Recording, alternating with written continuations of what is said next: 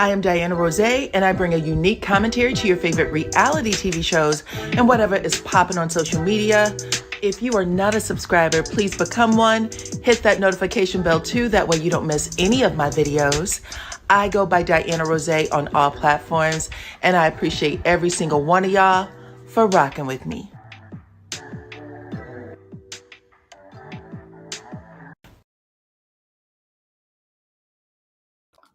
What's up, Supreme Team, and welcome to the channel. Come on in, you guys. We are talking about Love and Marriage Huntsville. This is the official review for Love and Marriage Huntsville, season 9, episode 11. So please come on in. Hey, hey, hey, what is up? Y'all know what to do. Drop your city, your state, wherever you are from, so we can get it started. I just want to make sure that you guys can hear me. Oh my goodness. This was a really good episode. So come on in. I need to make sure y'all can hear me. Drop your city, your state, wherever you are from, your country, your island, so I can give you a shout out real quick. And then we will move forward. What's up, Queen Liz? I see you from ATL. Come on in. You said, yes, I can hear you. I can hear you. What's up, Fort Lauderdale? Come on in. Nashville. What's up? What's up? Y'all, y'all, this show should have been called the epitome of a hater, okay? I didn't even give you guys a quiz. What's up, Connecticut? I'm going to give you a verbal quiz in just a second. Hold on, let me see. Where's my keyboard at? I should have asked y'all who y'all thought would have won if Martell and Marsau actually got into a physical fight. What's up, Cheryl the Pearl? Welcome, welcome, welcome. Anyone that you see with a purple wrench behind their name, they are here to make sure you have a good time in the chat, okay? They volunteer their time, and I appreciate them so much.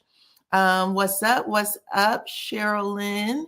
I see you, Louisiana. What's up, Kevin? I appreciate you coming in today. Keep hitting that like button when you guys come in, please and thank you. Come on, come on, come on. What's up, Richmond, Virginia? Nice to see you. I asked the question, who did y'all think would win the fight physically? Give me a second. I'm going to put this as a question at the top of the chat. So give me 1 second, please, and thank. That way I can get an official vote as you guys keep coming in, okay? So hold on. We got to put the question in here. Who would win a physical fight? Would it be Marsau or Martell? I'll put Martell's name first. Martell or Marsau? That's the only choices I'm gonna give y'all. Because this is a serious question. This has been something that's been playing out since season 1. Okay, who would win a physical fight? Martell or Damn. Oh, okay. Keep voting. Keep voting. Right now, Martell got it. Come on in. What's up, Clone in the house? Clone in the house is my actual sister. We have the same mama, same daddy, child. Listen, let me take this down real fast. Okay, here we go. I am up today. Let's see. This is my shirt. I'm wearing Mick Jagger. It says Jagger Swagger. Got on my Jagger Swagger shirt. Y'all keep voting, and when we get to the last scene, I will reveal those results, okay? But I need to know who y'all think would win, because damn it, Marsau has been talking to y'all since season 1, telling y'all what's up with Martell. He was actually telling on Martell before Melody started telling on Martell. That is 1000% fact, okay? Melody at I think at the top of 8th season is when she starts saying, listen, Martell is unhinged. I don't know what he's going to do, right? I don't know what he's going to do. I got all of this security here. But Marsau has been telling us this since season 1. Okay, come on in. Welcome, welcome, Cookie. Welcome, Cookie. Welcome, everybody. I see y'all still dropping y'all stuff. Y'all said the sound is gone. Hopefully the sound is back up. Sound is back up. Let me know. Put a 1 in the chat if y'all can hear me, just to make sure. Because sometimes people tell me they can't hear me. I'd be like talking away. Okay, cool. Cool. Okay. Without further delay, let me see. Well, actually, I can chit chat with y'all just a little bit. During the fight scene with Madani, hold on, let me make sure I got all this. During the fight scene at Madani, it was Maurice who actually swung on Martell. It was Maurice. And I believe Melody's mother actually told us that. She said Martell got sucker punched. There's something that happened that Martell says. I don't know what he said because production, they edit out Martell's words, but you hear like Tisha in the background go, oh my God, Tisha and Kimmy, oh, Martell. And whatever he said, he got punched in the mouth by Maurice. And then they basically, everybody starts chasing after Martell, or Martell starts moving, but they're trying to keep him back. I think Stormy's husband, Courtney, was the only one that was kind of giggling, like, what are y'all doing? Like he was pushing everybody out the way. He was trying to help control the crowd. But yeah, thank you. Thank you. I can hear you. That be their phone. Oh, that be their phone. Okay, y'all can hear me. It's the phone, their phone. Okay, listen, I'm telling y'all, but yeah, just an FYI, Martell put a restraining order on Marsau first season. First season, Martell was mad. Melody was mad. The reason why Melody kicks Tisha out of her event, what was it called? Her embrace event, is because she was mad at the Scotts for putting a restraining order on Martell. That little fight that was going on between her and her husband, between Melody's husband at the time, Martell, and Tisha, was because of that. She was like, listen, we ain't cool. You know what I'm saying? You shouldn't be here. So she escorts Tisha out because of that. Tisha came thinking she was going to squash the beef or whatever. But yeah, don't forget, child. Embrace, right? Embrace with an M. Embrace. So yeah, child, I'm telling y'all. And Marsau has been saying that pretty much every single time. Even when Melody was like, you really think that he was going to hurt you? And Marsau's looking at Melody like, what's going on here? Like, you know what I'm saying? Like, what am I supposed to say? But if y'all go back and watch these scenes, they're priceless now. They're absolutely priceless. Yes, embrace the fight scene. So come on in, everybody. Make sure y'all take that poll at the top of the page. Also, hit the like button, share the video, please, and thank you. I appreciate that. If you are not a new subscriber, first of all, let me say thank you to all of my new subscribers. But if you are not subscribed to the channel, make sure that you do, okay? That way you don't miss anything that I drop. But let's get it cracking. Let's get it cracking. We're going to start with the episode and with the review, okay? So this is an old hat. A lot of people are asking. It's an old hat. It just got a new band on it. I put a new band on it. Sometimes I switch out my band. No, Marsau put the protection order against Martell. Correct. That's what I said, that he put the restraining order, protection order on Martell after Martell threatened to whoop his ass. Melody said, you know that wasn't going to happen. You just tried to ruin our business relationships. But the actual fight, everything happened because of that. When Melody sees Tisha, it's like, you're not supposed to be here. Like, she was protecting, you know, their relationship. You ain't supposed to be here. My husband's enemies are my enemies. We gang. Okay. Come on in. Okay, so first scene is Melody and Kimmy. They haven't seen each other in a little bit, I guess, since the mimosas with Mel, right? And a lot of people were asking, well, why is it that Mel and Kimmy are talking after that last scene?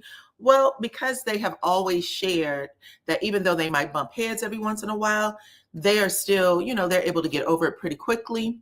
Oh, I said Martell by mistake. Okay, thank y'all. I appreciate it.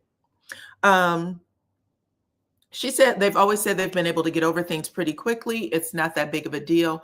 Also, what we need to know here is that Melody and Martell aren't filming together at a lot of these, you know, big events, these scenes.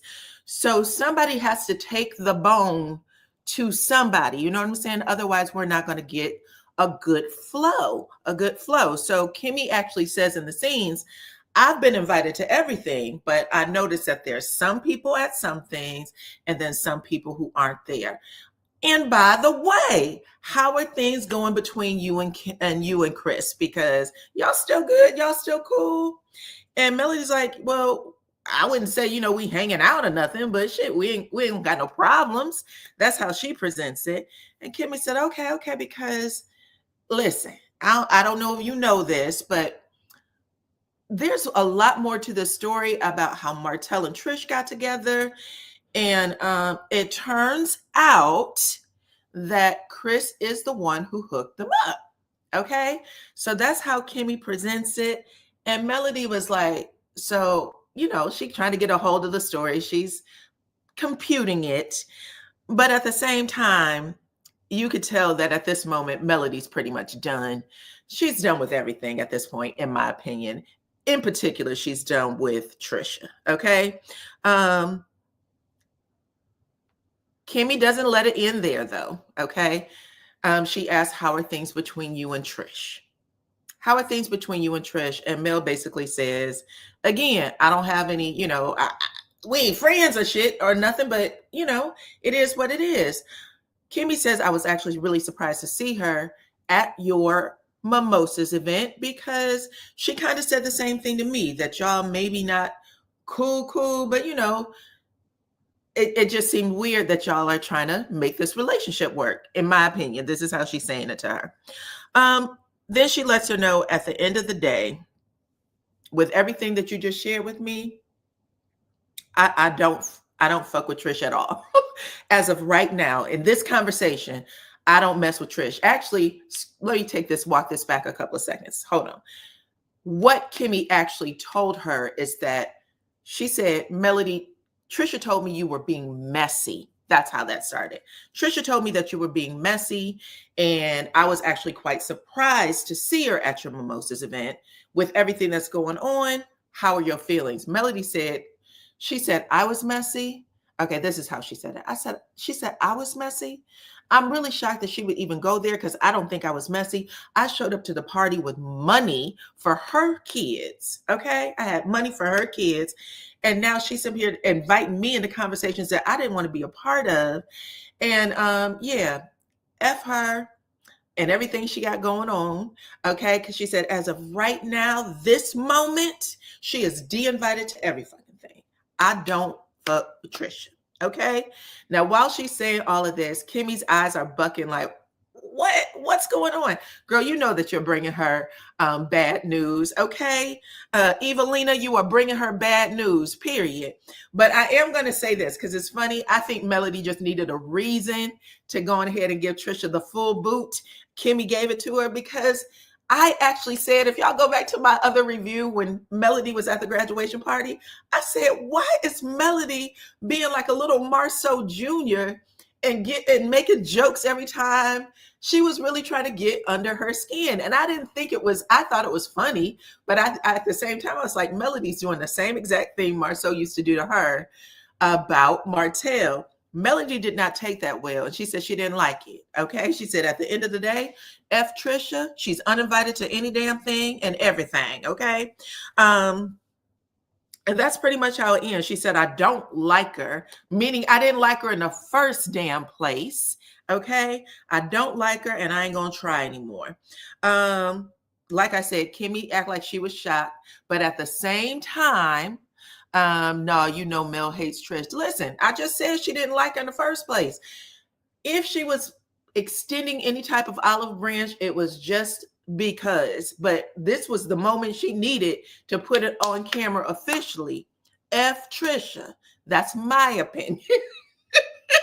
That's my opinion. And not only is she saying F Trisha, she said she's basically letting Kimmy know in the same way I don't want to be in any rooms, okay, with Martell. She ain't invited to none of my shit either, okay? So she was basically saying that to her. Kimmy looks shocked and surprised like she usually do. But Kimmy, I'm pretty sure, was the one uninviting Wanda a couple of seasons ago, saying Wanda can't come to none of her shit because she's always messing things up. I remember her saying that, okay? Bump up the thumbs up, everybody. 300 of you are here, and I appreciate every single one of y'all.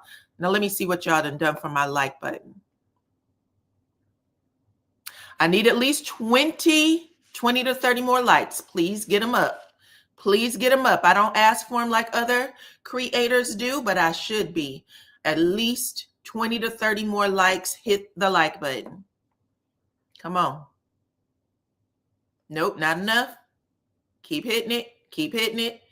I need to see at least 155. Keep hitting it so that everybody can get the notification that I am on giving this review, and then we can move on to the next one. Almost. I need 6 more. Keep hitting the like button, please. Y'all really be struggling to hit that one little button, child. Thank you. I appreciate it. I appreciate it. Okay, exactly. What's so damn hard about hitting the damn like button? Hit it. Okay, thank you, thank you, thank you. Okay, let's go on. So anyway, that's my theory on it. I did think it was funny. I did think that even though Melody is going to have a scene in the next episode with Trisha, I think that Melody had made up her mind a long time ago. I don't F with Trish. Ain't shit wrong with it. People don't like each other in real life. People like each other. You know what I'm saying? You just got to roll with it. Now we have scene 2. This is Destiny, Tisha, and Martell.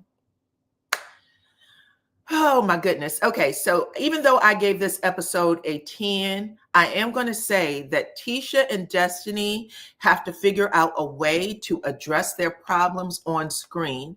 The fact that Tisha and Destiny had not seen each other since that adult field day, when Tisha gets on camera and point blank said, what the fuck did Destiny think was going to happen, when she kept poking at Martell to talk about who he has a problem with here. She actually says that on camera. So at the very minimum, she could have said, Destiny, I think that you really kind of pushed that too far, or whatever the thing may be. But they did not say that.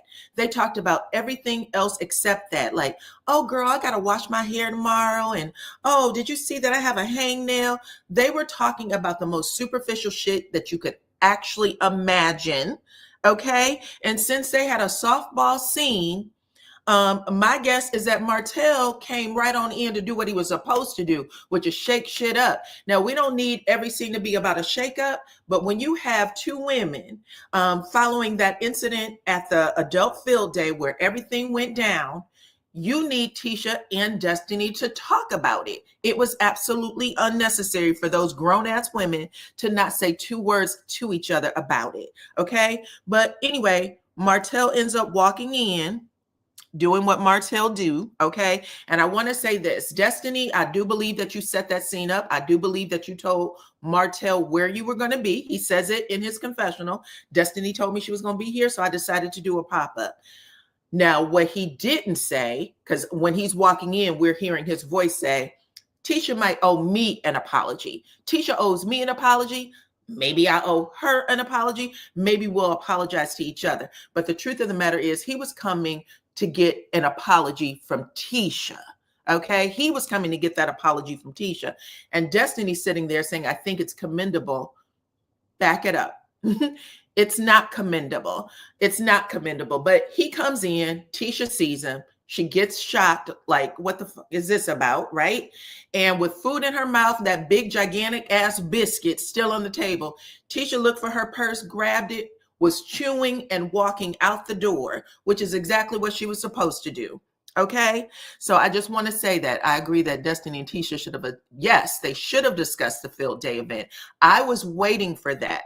I actually had to go back and rewind it. Like, is this what I thought it was? If y'all watch that scene, Tisha and Destiny are basically playing patty cake until the food came. They did not talk about jack and shit.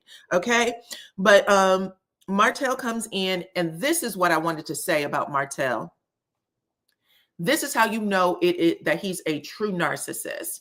Because when everybody talks about Martell, one of the things that they love to emphasize is how he will come into, if he knows he's done something or whatever, Martell will call you, he will apologize, he will grovel, he will cry, he'll do all the things to make you think that he's a human being, right? And now we keep getting these different versions of Martell. Now everybody keeps seeing these different versions of Martell. And we've heard a couple of people call him a real life Dr. Jekyll and Mr. Hyde. I think Melody actually said that, called him a Dr. Jekyll and Mr. Hyde. Melody, Marsau, and Tisha sat at a table with each other a couple of episodes back where they said that Martell is so manipulative that he cries, he'll, throw temper tantrums, he'll do all the things that have you questioning whether or not you've seen what you saw or you heard, could hear what you heard kind of thing. And I was like, this is very true of a narcissist. But right now, Martell is not willing to apologize to Tisha. I said all of that to say, even though Martell, when he knows he's losing a friendship or he wants to keep someone in his back pocket so that he can use them, he will apologize and he will do everything he can to make you think that you are helping him be a better man or whatever the things are. Similar to Marquez, he has the same personality type. But all of the things like, I need you in my life. You're a friend to me. You're always this. You help me. This is all the shit that he likes to say to people. But in this case, he says, first of all, I came for Tisha to apologize to me. And then he says to Destiny at the end, when she's like, well, I commend you for trying. He says, listen, at the end of the day, Tisha can't be, I'm tired of being the nice guy. And if Tisha can't be nice to me, then I can't be nice to her. And I thought that was the grossest thing. If that wasn't like the epitome of narcissistic behavior, what the hell did that lady do to you, dude? Nothing. That was between you and Marsau. And people have been trying to get him on the right track. He still can't get there. The way that camera moved, the drops of convo between them said blah blah blah. Production made it look like a rush to bring Marty in. Well, I don't know what they were talking about, but the only thing they needed to talk about, Destiny and Tisha, was the adult film field day. I'm not sure why they didn't bring that up, but it was bad that they didn't. Anyway, moving along. Can you explain to me why Tisha is still friends with Destiny? She can't see that this heifer is not her friend. Don't know. I honestly cannot tell you that. I can't even tell you. Maybe they had some sort of off-screen conversation. Not sure. But that's not what we are looking for. We want to know why Tisha didn't ask the question. So if production is listening, because I understand that you do hang out on some of the channels, y'all should have made Tisha and Destiny talk about it. We get Tisha's going to say in another scene how she's going to handle something. But that's not the point. The point is that was a big situation that ended a friendship or whatever situationship between them and Martell. Tisha and Destiny bonded over their dislike of Mel. Yeah, that's what it looked like. But at the end of the day, we as an audience still deserve to hear Tisha and Destiny talk about it. But anyway, Tisha ends up going to see her man. She goes to the work site. That's the, business contribution. If anybody's looking for business here, Tisha shows up. Marsau actually seemed a little bit, I don't know. You could tell he was nervous about what Tisha was going to tell him. At least I was. But she pulls up in this Mercedes, some sort of sport truck. And she says, listen, I was at brunch with Destiny and Martell pops up. And the way she says it was like maybe Martell came in for lunch too and just happened to see their table and came and set himself down when Martell purposely came there. So I don't know if she knows that or not, or if they're going to have this at a different time, a conversation about it at a different time. But in this scene, she's telling her husband this, and he is literally sitting there with his head down where you could see he's processing, like, what are you about to tell me about this motherfucker? Because I don't know. You know what I'm saying? Like, what is going to happen? But Tisha said at the end of the day, basically with food in my mouth, I got my purse, my coat, I got up out of there. And Marsau immediately thanks her. He said, Tisha, thank you for that. More so than anything else, I'm not even going to fuss about Martell. I'm going to thank you for getting up and leaving the table and not allowing yourself to get caught up with Martell. Okay. He said, at the end of the day, Martell is very irresponsible. Okay. And he said, don't get into it with a man, especially a man like Martell. He said that he doesn't know. How did I write this?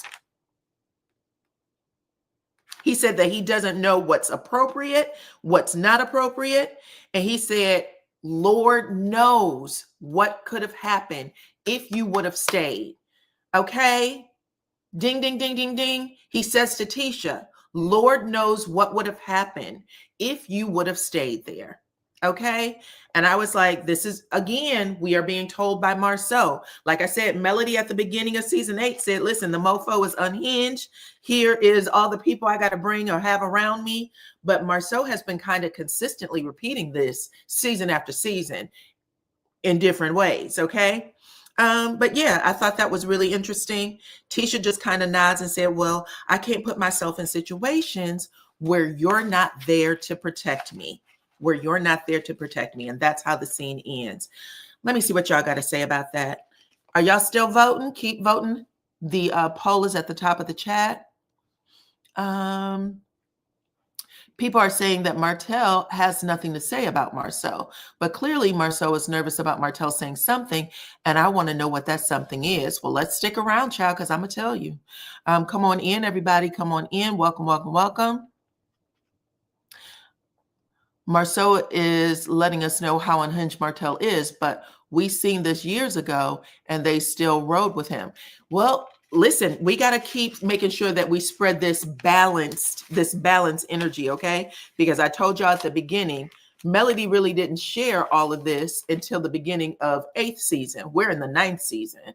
But before that, even though when Marsau and Martell were fighting, Melody actually told Marsau he's a damn liar and that Marsau was doing things just to get back at them and to damage their business. Marsau was on the other hand like, okay, because that's when I said, y'all don't know what they know or what they're not telling us. They've been saying this for a minute. Keep coming in, bump up the thumbs up. Thank you very much. Bump it up. Get them thumbs up, child. But they've been saying this for a minute. Now we are, let's see, what scene are we in? We are at the Tisha. We are at the Destiny and her father scene. Okay, so now we get a scene with Destiny and her father. Hold on one second. Let me make sure I'm reading everybody. That is funny how Marsau claims to be a protector. He has yet to protect Tisha during their entire marriage. In my opinion, he still doesn't protect her later in this episode. Okay. I love that. Keep writing your comments. We're going to get there. I'm going to tell y'all what I think about all of this. Number 4, we are with Destiny and her father. Okay. I think they filmed this on Stormy's property because that looked like that same little fence, but I can't say that for sure, but it appears like it was the same scene. Also, I've heard Destiny and Stormy say that her father likes to fish on her property. So I think it may still be that one. Anyway, it was a really needed scene for Destiny. Last night, someone on the panel said that it humanized her. It actually does, child. She needs more scenes with people that genuinely love her and can offer a little more background to her growing up and her story, because she just comes off as very cold, very callous sometimes. Even though she hates that, she does not like for people to see her that way. But she needs people in her life or on this show that's going to help kind of frame some stories about her past. And I like that they did this for her here. But basically, they just have a scene where he talks about how he had to rescue her from foster care, that he had went to visit her and he couldn't even take her out of the facility to buy her McDonald's. So he said after that, he went and got a lawyer and he said, I need to bring my baby home with me. He lived in Alabama. Her mother, and I guess the majority of her mother's family may have lived in Detroit. And when he went back to get Destiny, Destiny's mother was not in a position to take care of her because she was She was on drugs, I'm assuming. But she said, at the end of the day, I gave my father hell because I wanted to go back to what she knew, her family. And she said, looking back on it, it was the best thing that could have happened to her. So it was actually a good scene. It was actually a good scene. And I think that we should see some more scenes between, if not her and her father, maybe her and some other family members who can kind of bring some balance into Destiny's storyline. And I know a lot of people don't like Destiny, but that's the story. So I'm not going to put a whole lot of darkness on Destiny here, because we got the rest of the episode to do that. So we'll move on from here. We'll move on from here. It was a good scene and she needs to have more of them. Okay, now we are at Destiny's she shed, child. Y'all know she got this she shed where she is building, trying to build it out, some shelves and I guess some other things to put these new fragrances and candles. And I think she said she got some sort of house spray, something like that. Well, her and Lance are in there. And y'all know Lance is somebody she's supposedly dating. He's also a contractor. So he's in there doing some work for her, getting some measurements. And Tisha and Kimmy show up. Okay. They are happy to see her and they're giving hugs to everybody.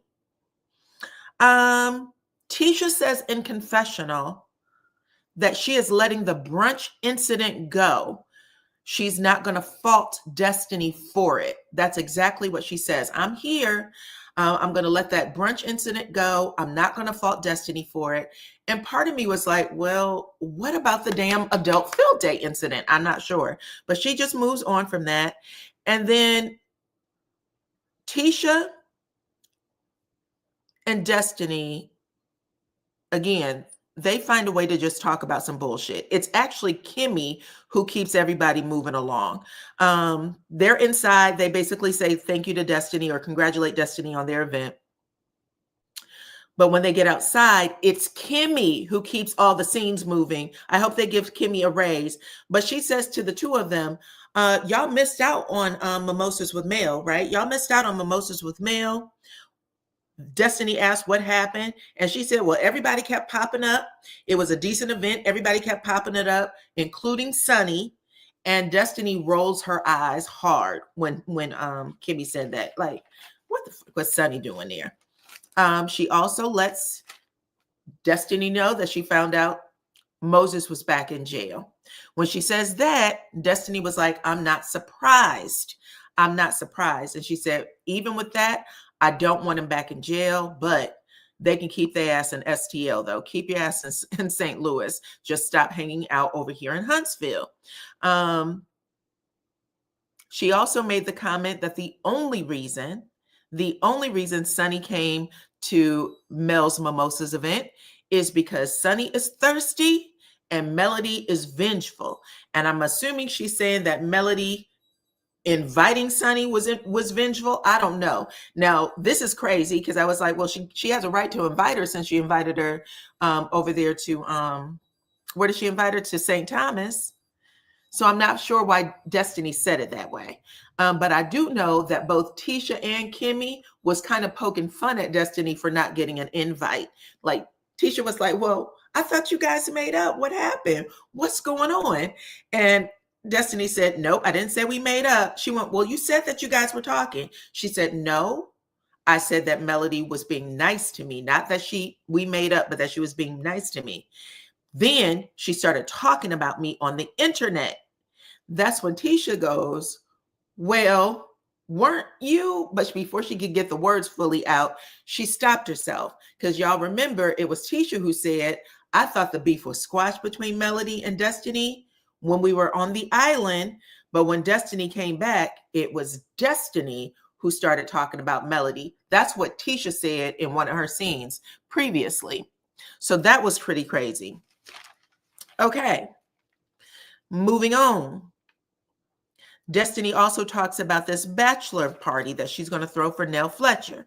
And Destiny said, basically all the ladies are invited. All the ladies are invited except for Sunny. This is when Kimmy steps in and said, ma'am, This isn't your party. This is Nell Fletcher's party, okay? You don't get to decide who comes and who goes. You should invite everybody. And furthermore, who put you in charge of this conversation, or who put you in charge of this damn party? When you have a problem with Melody, you have a problem with Sunny, who knows who else you have a problem with, but you're the wrong person to be in charge of the party. Okay.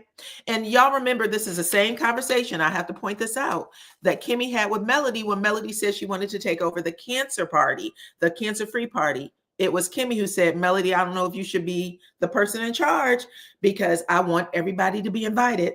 And that means you're going to have to call everybody and invite them. And Melody did. Y'all remember she called Martell, and Martell said, who is this? And she was like, it's Melody. And she was like talking through her teeth. And you could tell he was so nervous that he like dropped his phone, and Melody was pissed. She had to call him. She had to call Stormy. She wasn't talking to either one of them. Okay. But Melody did invite everybody. Well, Kimmy is saying the same thing to Destiny. You need to invite everybody. You don't get to decide who stays and who goes. Okay. Destiny at the end of it said, okay, cool. Listen, I'm going to let Nell Fletcher decide. I'm going to let Nell Fletcher decide who stays and who goes. But at the end of the day, I don't like that bitch. Referring to Sunny. I don't like her. Okay. But listen, I think they said something like, well, it's nice of you to eat humble pie. It's nice of you to eat humble pie, Destiny. Go back and watch that scene, child. Now, Melody, she did it, but she was hot as hell. She was pissed. But she said it was something she wanted to do. It was a hilarious scene all the same. It was hilarious. Okay.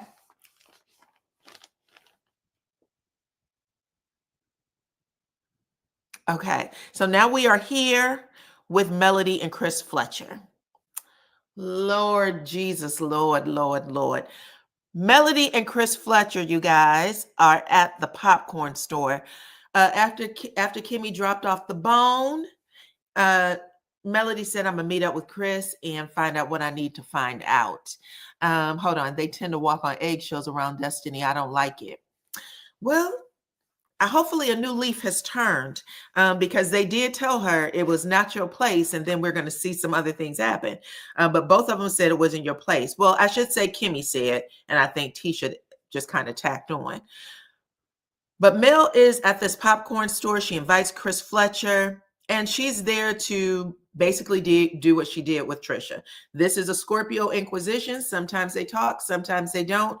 In this situation, Melody asked one question, and she sat back and she watched Chris Fletcher like she was a human lie detector or something, okay? She asked a question. Did you orchestrate this meeting between Martell and Trisha? And she let him know it was Kimmy who told me. She was over there at this open house. She told me that you were the one who orchestrated it. What's up? That's when Chris says that Kimmy is basically a bald-faced lie.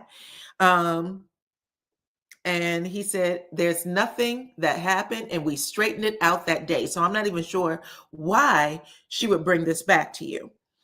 Chris ends up recanting everything that he said to his wife, to Nell Fletcher, in the last episode about how Martell found Trisha on his own. He said, I didn't have anything to do with that.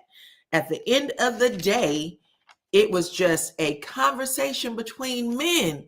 Okay? You know how men talk. That's how Chris Fletcher says it to Melody.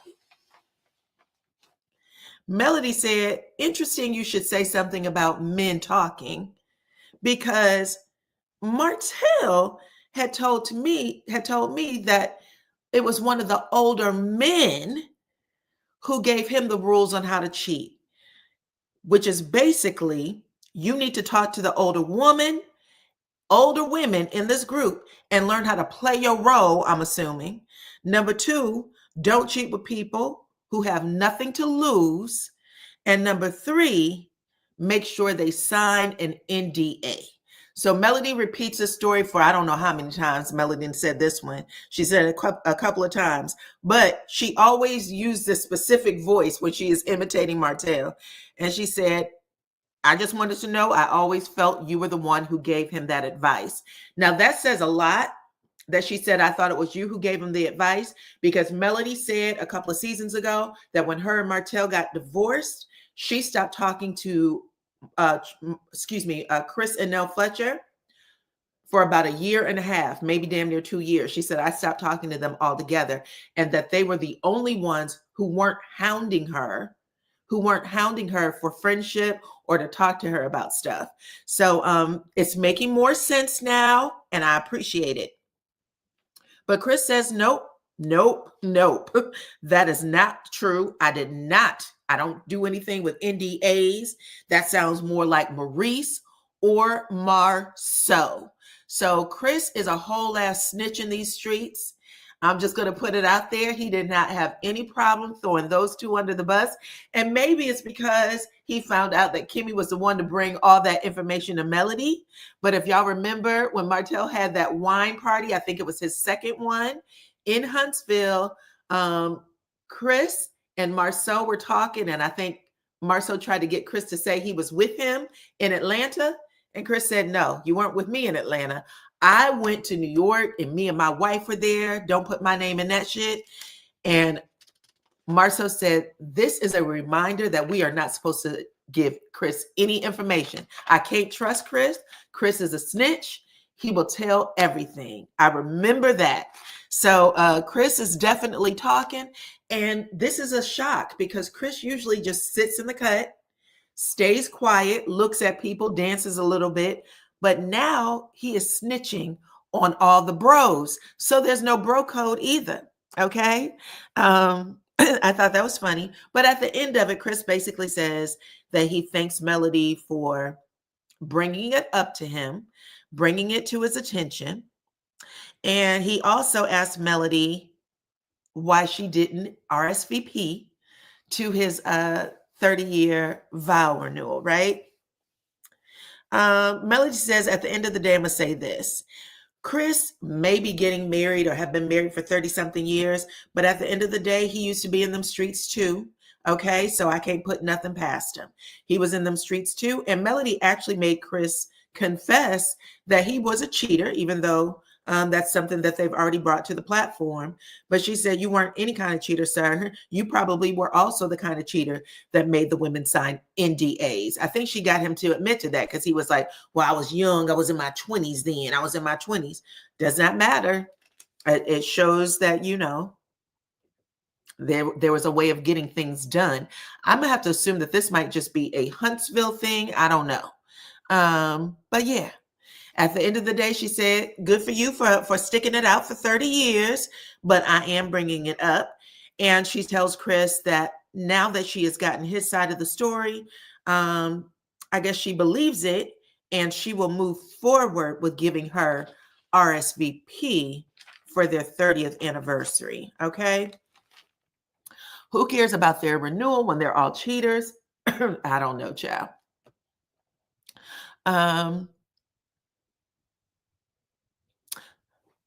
Anywho, now we are at the party, okay?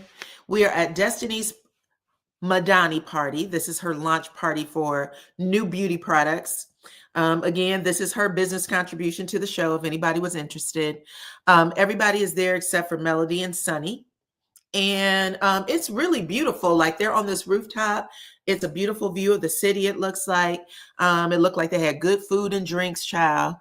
And they all huddle up. We see the girls are huddled up in one section. The guys are huddled up in another, which is also good. The guys and the girls are not together. They are keeping them apart. Martell is at this event too, okay? But Nell Fletcher comes over to where the girls are after she gets her plate of food or whatnot. And she kicks Tisha out of her seat. She said, you saw my purse sitting there. Move. Get up out my seat. Get up out my seat. Somebody said too much Destiny this episode. Well, Destiny did have a lot of scenes this episode, child.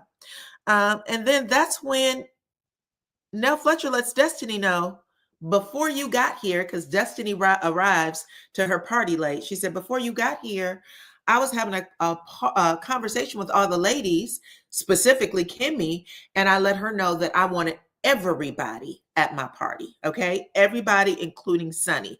Now, I'm going to tell you right now, I don't like what Sunny did to you, but basically, there's nothing that can be done. They are married. Why am I holding this grudge for you? I'm not going to do that to Destiny. She said, I want to get to know Sunny for myself. Okay. So she said, I'm not holding that grudge for you, girl. And I don't think I should have to. Child. Yeah, she said specifically, it is not my battle to fight. So I'm not sure what's going on here, but it's not my battle to fight. And Destiny said, thank you for letting me know. And she said, I'm not upset, but I am aware. Okay. And moving forward, I'm going to have to assess you differently when it comes to my friendship. And I thought that was an interesting thing to say. Because at the end of the day, we keep getting these light bulb moments from Destiny and from Tisha, where they are saying the exact same thing that Melody had said in a previous episode about them.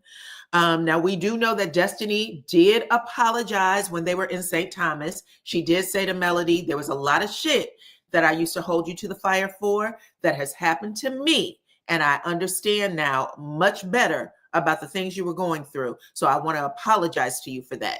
Destiny did say that. So we're going to try to keep things, balanced, because sometimes we forget. However, Destiny and Melody have still taken about 100 steps backward from that trip.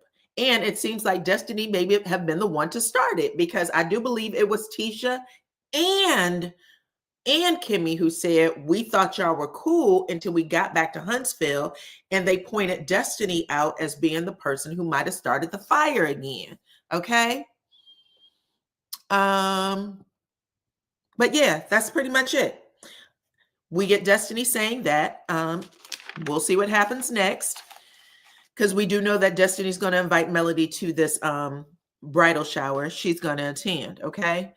Or bachelorette party, and Destiny or Melody is going to attend. Now, in the men's huddle, Ken is taking over the conversation, and he seems upset that he is being judged.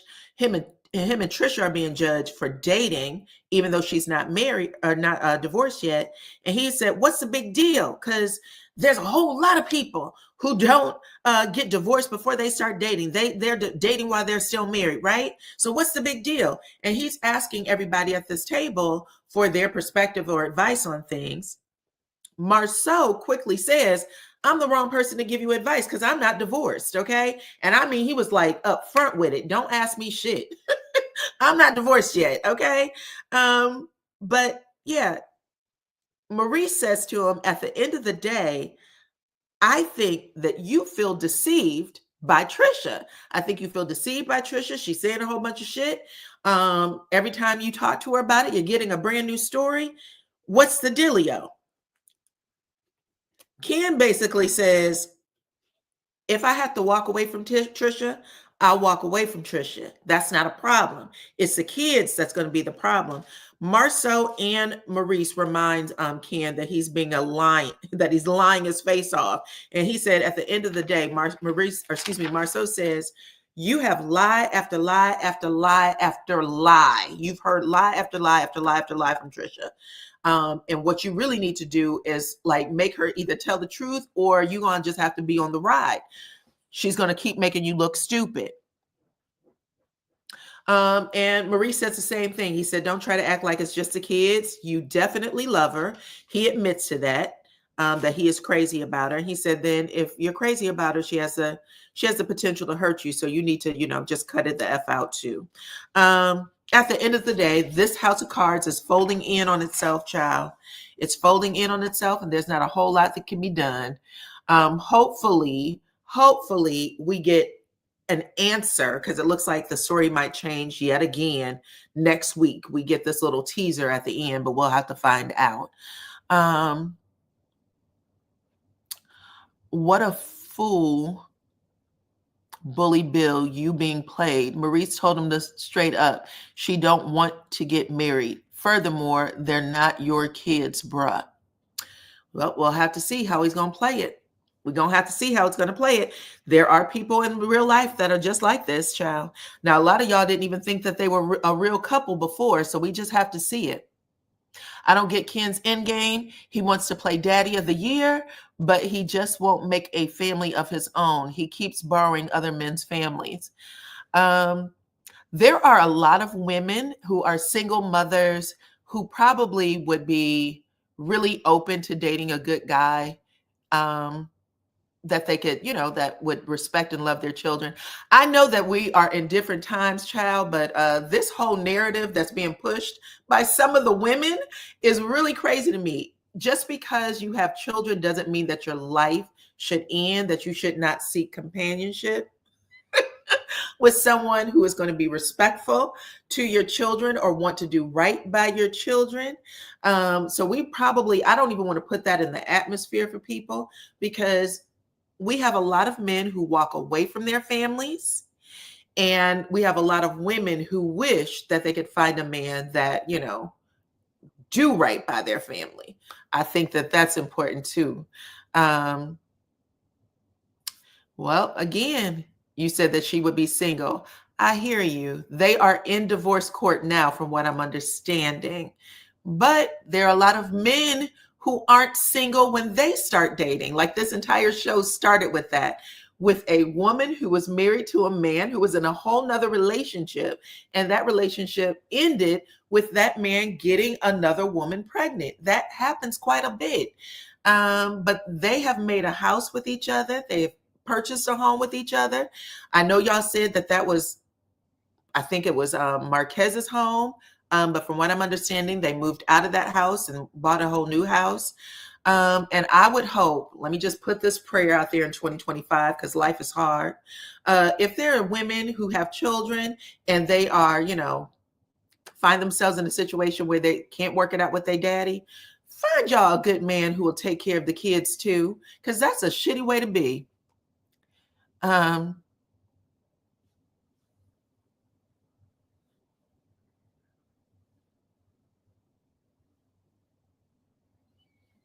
I'm not going to believe anything that Marquez says, though, because I think that Marquez and Martell are the same people. I do. That's my feeling. I've said that from the beginning.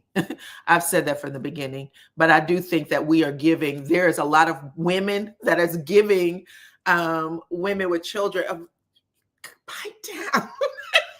Let them women date. Let the women date men who will take care of them and their children if that's what they want to do, child, because damn, if Trisha messes up and loses Ken, there's gonna be somebody right there to pick up the pieces, child.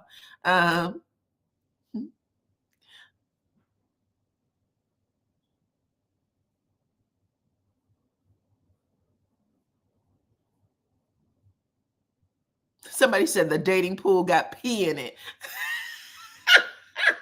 The dating pool got pee in it. Yes, listen. I've never seen anybody fight this hard to say, listen, please make sure that lady stays single and dries all her parts and dry up until,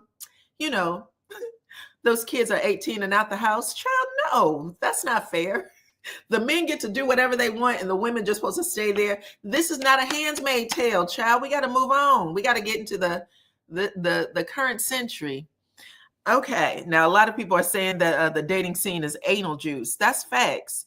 We need better men. There should be men that is willing to step in and be the whole caboodle. Okay, because one of the things that they kept saying to Melody is, you will never find a man with 4 kids. Are y'all hoping that the lady just grow up and use all of her good years and just stay single? Why? Anyway, moving on. Let's get to Marsau, Tisha, and Martell. Okay, I'm a bat for the single ladies with kids, no matter what. That piece of paper sometimes doesn't mean anything. Sometimes you just, if you get a chance to hit a lick, hit it.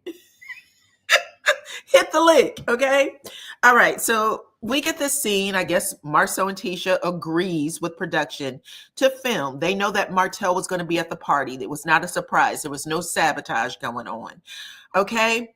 When Tisha and Marsau are sitting over here in this corner that used to be the girls huddle. Now all of a sudden Marsau finds his way over there. Everyone jumps up from the table and runs off. Okay. That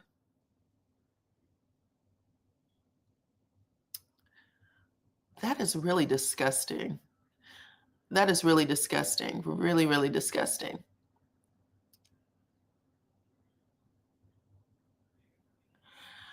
All I got to say is I just wish that nobody experienced any type of situation where you are going through something that tough. Your husband walks out the door, literally says on camera multiple times, I left knowing that this woman was at her lowest point.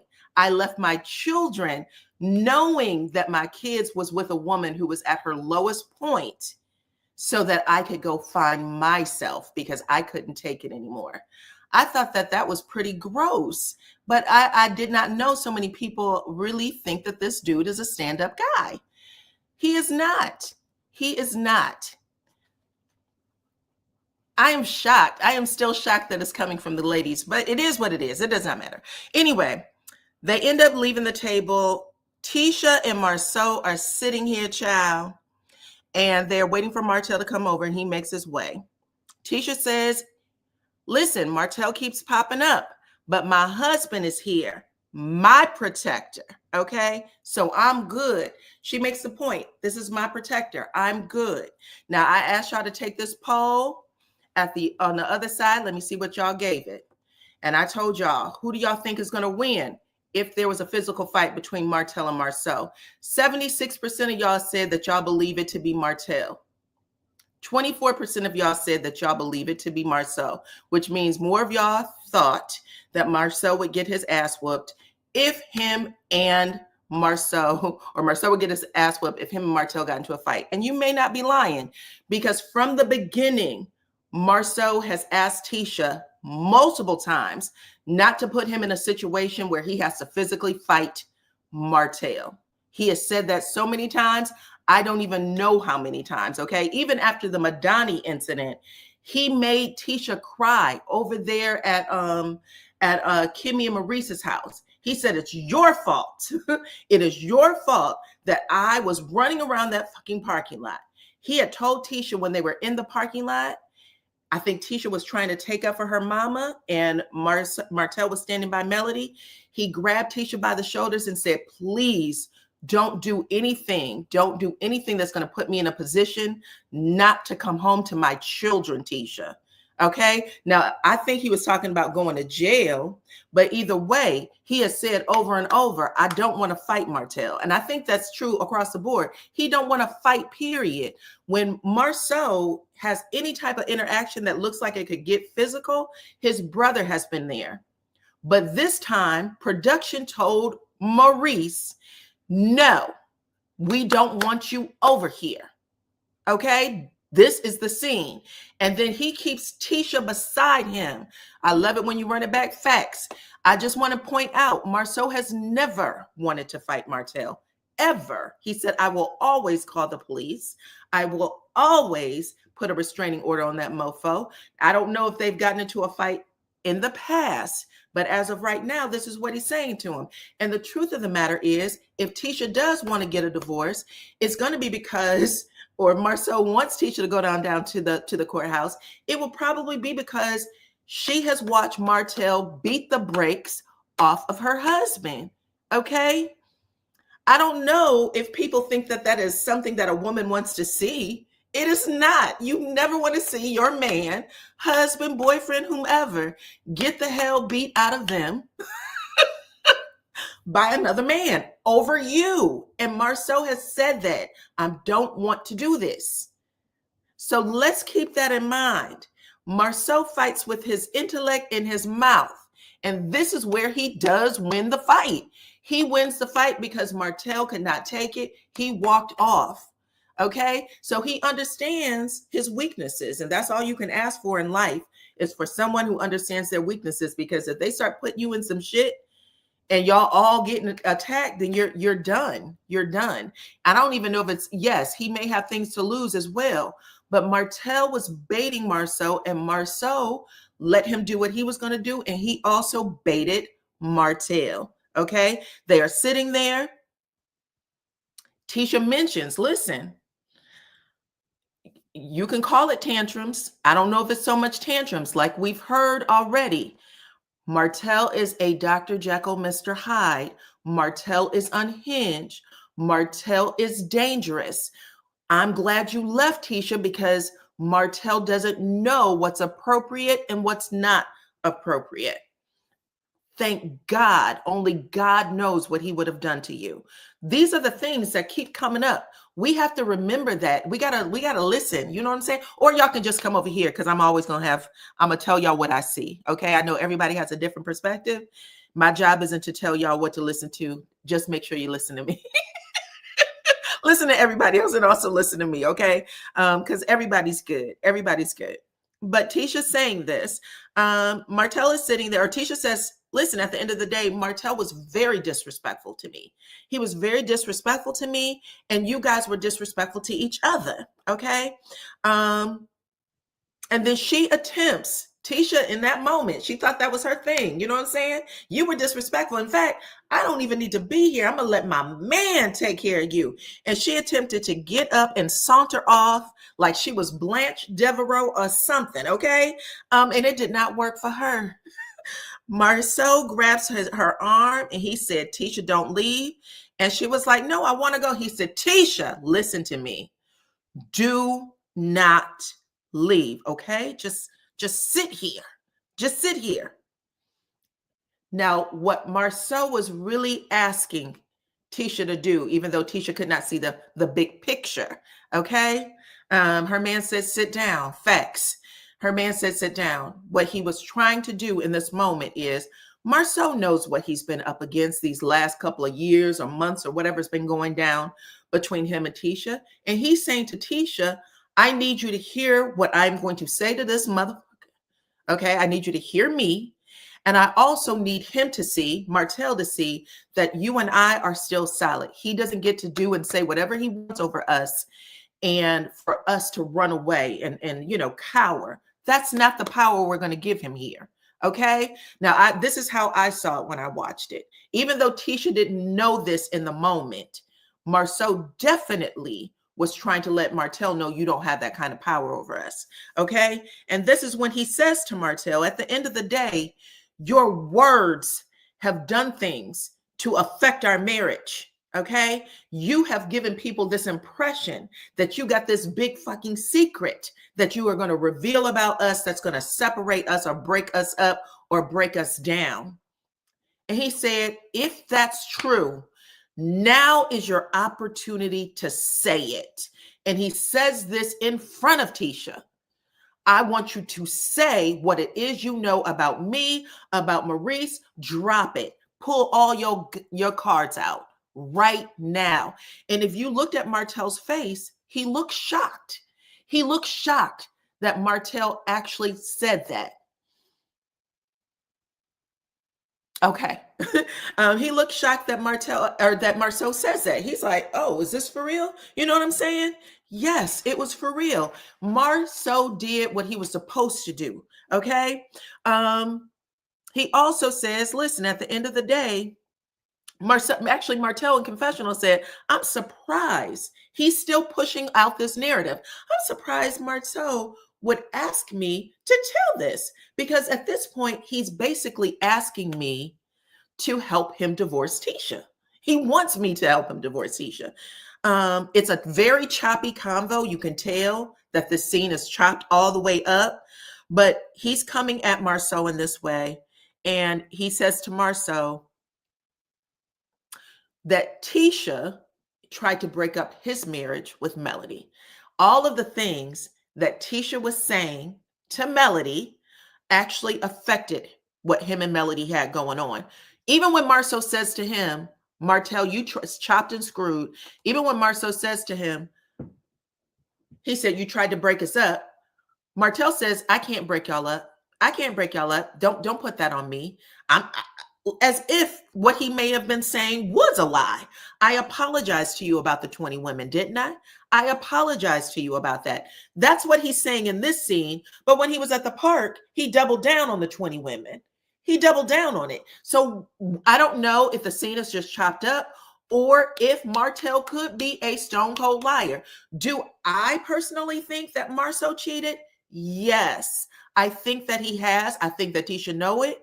I don't think it was something that they wanted to bring to TV for whatever their reasons are. They didn't have to, but other people, Martell had outed him. Martell was the one that outed him. Melody helped it along by saying, girl, going up to the bar and check it out. But they said that's not what they came to this fucking show for. That's not what they wanted to do.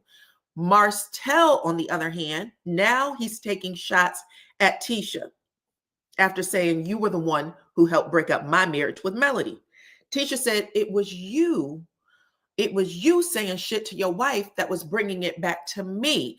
Now we're getting this full circle picture. We're getting the full circle picture of why Melody and Tisha, why their friendship really kind of probably broke up or dissolved. I do believe that those people were friends. I do believe that they used to think of themselves as the play auntie and uncle of each other's children. I do believe that they went on vacations together and all the things. But I think that Martell and Marsau were partners in doing some nasty shit against their wives. And I think they used to bring home the other party's business to keep the heat off of their ass. Okay? I also think that Tisha and Marsau, I agree, have gotten over that part of the hump. And I think that Marsau sitting in front of Martell at this moment, he was basically saying to him without saying it, put it on the table, because me and Tisha have gotten through this part. I've told her what she needed to know. And if Martell would have just said all those things, then Marsau could have said, good, because we're still fine. Just like him and Tisha kissing each other and Tisha walking away and saying, now I'm leaving, and Martell clapping his hands and saying, bravo, bravo, right? He also called Tisha slow, because now Martell realizes in order for me to get the rise I want out of Marsau, I'm going to have to really punch at Tisha. You make Tisha look slow. You make her look pathetic. You make her look like all the things. And Marsau, after he felt like he won the fight, he stood up on him and he said, what? You're pathetic. Okay? You're the one who's pathetic. And at the end of the day, I am better than you in every aspect of your life. I am better than you in every aspect of your life. And in confessional is when Marsau spills the rest of the tea. He said that Martell used to be on the top of the world. He owned Huntsville. He was the man. He was the person that everybody gave a pass to. He could do no wrong. He had the money. He had the connections. He had the beautiful family. And now he doesn't have shit. And it bothers him to the core of him that I haven't fallen just like he's fallen. And he wants to bring me down there with him. And he ain't lying. He is not lying. Okay?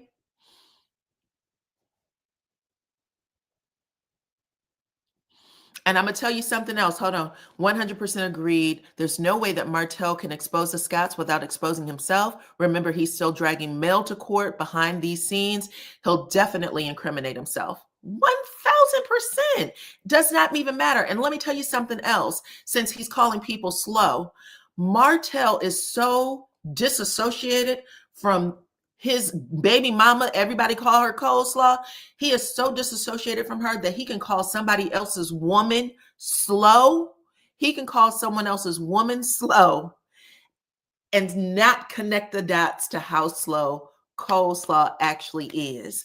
That's a fact. Even in that scene, I was like, Martell does not like that girl. He never liked that girl. Okay. I don't know if anybody wants to come up and talk about what I just presented in this live. You are more than welcome to do that. we'll talk a little bit longer. But he is calling coleslaw slow on every step of the way. He is still talking about his relationship or marriage to Melody and saying, listen, if I can embarrass Tisha and put all of Marsau's cheating business out there in them streets, the way it happened to Melody, Tisha will have no choice but to leave Marsau, just like Melody had no choice but to leave me. That is what he said. He is literally saying he's the loser in the scene. He's saying it. And he's also saying that that fight scene between him and Marsau had nothing to do with Ariane, even though that's what he went home and told her. It was the fact that he is a loser. He has lost his wife. He lost his family. He lost his wealth. He lost his multi-million-dollar development deal. He needs someone to blame. And at the end of the day, his reason for coming after Marsau was that he felt Marsau was putting salt in the wound. That Marsau was putting salt in the wound for laughing at him. That's it. Come on in. Welcome, welcome, welcome. Trust me, Marsau and Tisha already had that talk about his infidelity, and he promised not to cheat anymore.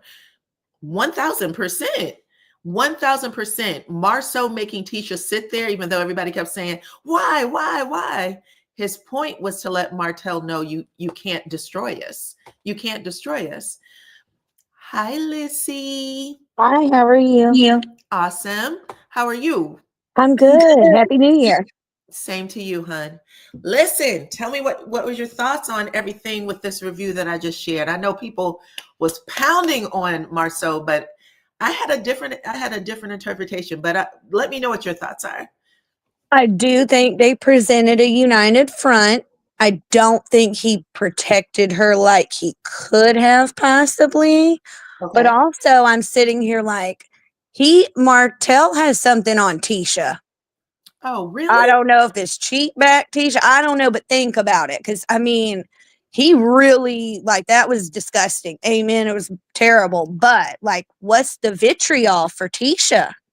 He's trying to pop up on her now like he used to do to Melody. He wants to embarrass Tisha, but he's embarrassing Tisha. He's embarrassing both of them. But I think he knows, since that Tisha's not going to leave Marsau, regardless, and amen, whatever. But Marsau has said, "Oh, well, I would if she ever did something to me. I'm out of there. I don't need proof. If something comes up in the dust, I'm headed out." Remember a long time ago? I think I remember him saying it, but I think he was joking. Is that when she had the alleged pregnancy scare? I mean, he was upset that that even entered her mind, but there was just some time she was looking at him like, no, I mean, unless, he's like, shoot, I better not hear a rumor. But he said it in a joking way. But men don't take kindly to that sort of stuff, nor do women. But let me tell you what I think. I'll tell you what I think. First, I'm going to just say, hi, Yvette. If you want to put your screen back up, you can, and I'll let you up, okay?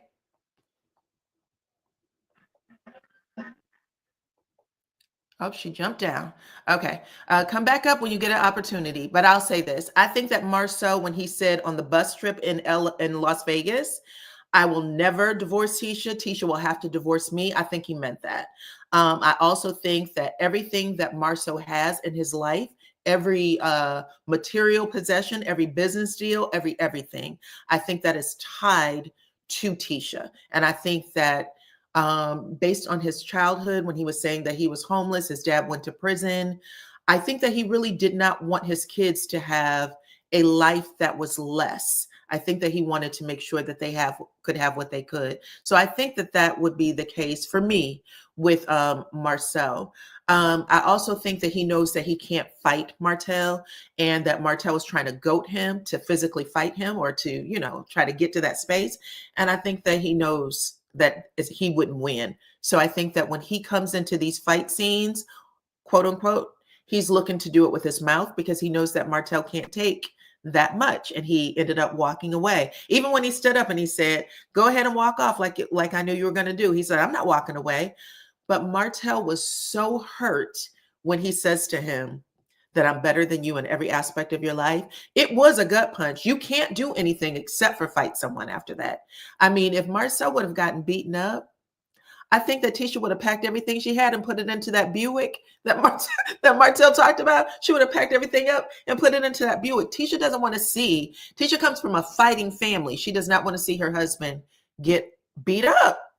Period. She wouldn't have been able to take it. That would have been the end of the relationship. I think so. I agree with all that you said. I'm kind of just loosely speculating, but I think he probably has dirt on both. They all have whatever on each other.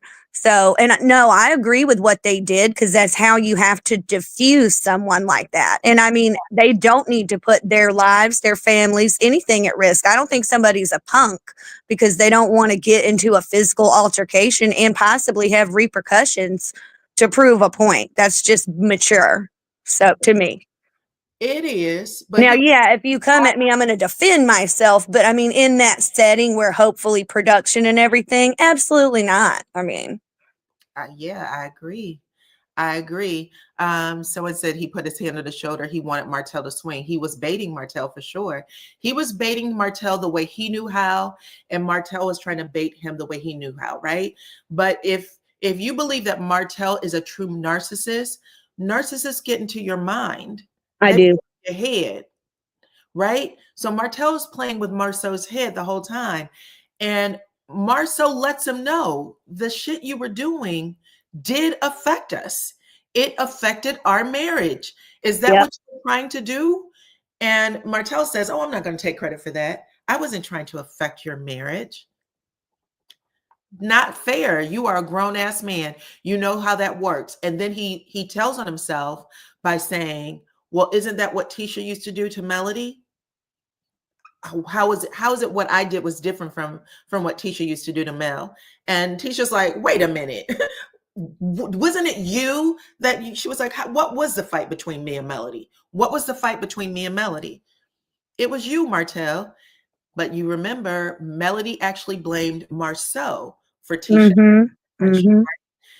She said the same thing that Tisha says to Martell, Melody said to Marsau when they had met at the coffee shop. And she said, you are the reason why me and Tisha aren't cool.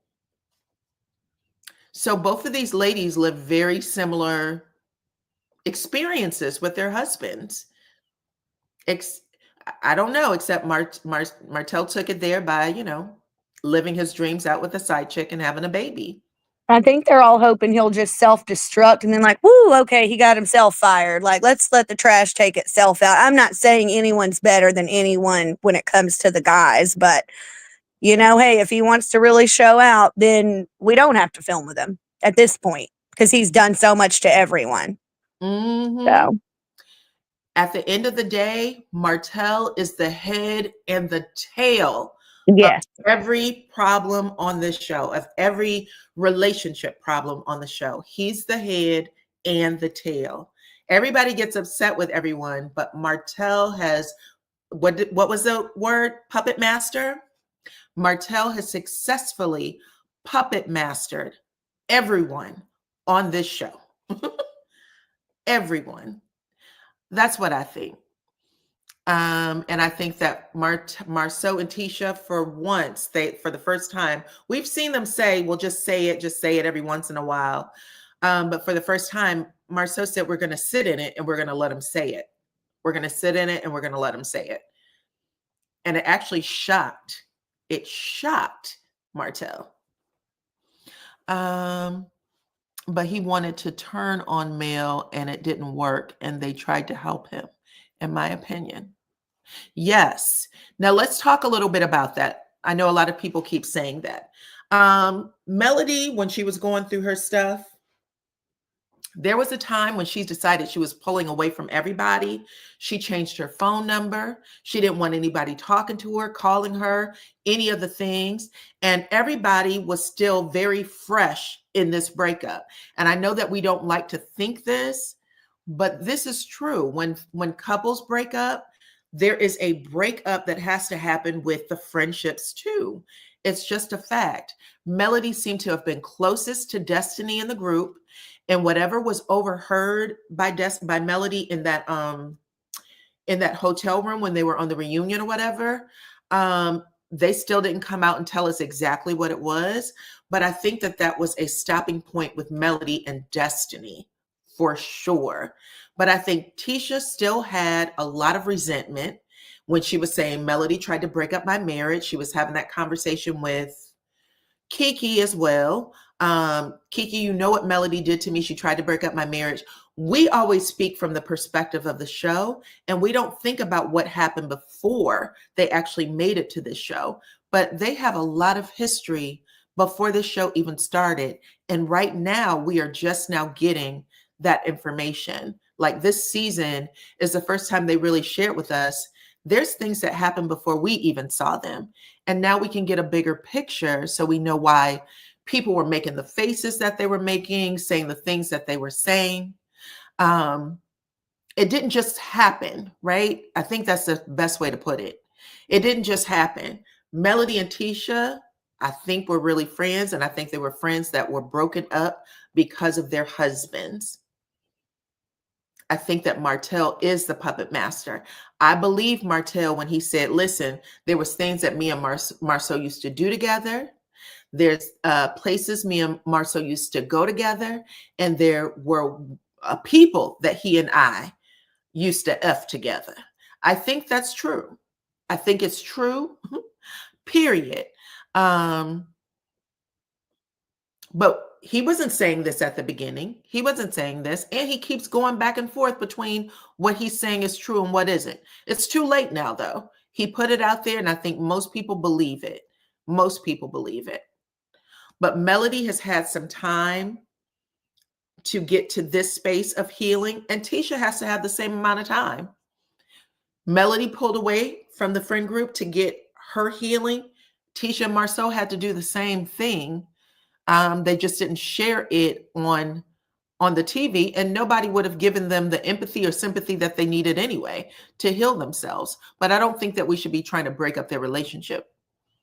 Melody said in confessional a few episodes ago that she knows now that when she went silent on everyone, it allowed Martell to create a divide. That's right. She did say that, and plant his seeds of distrust. She did say that just a couple of episodes ago. And it was also said in, I think, season 7 during the Houston trip.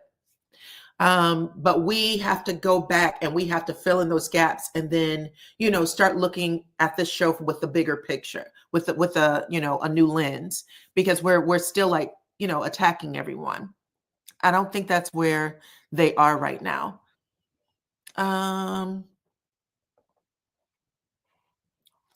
Right. She needs time to heal. She didn't know who to believe and who was helping Martell go against her.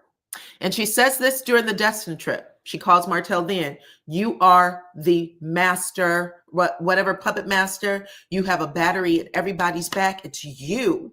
The reason why all these people are coming against me is because of you. She actually does say that. She did say that in that scene too.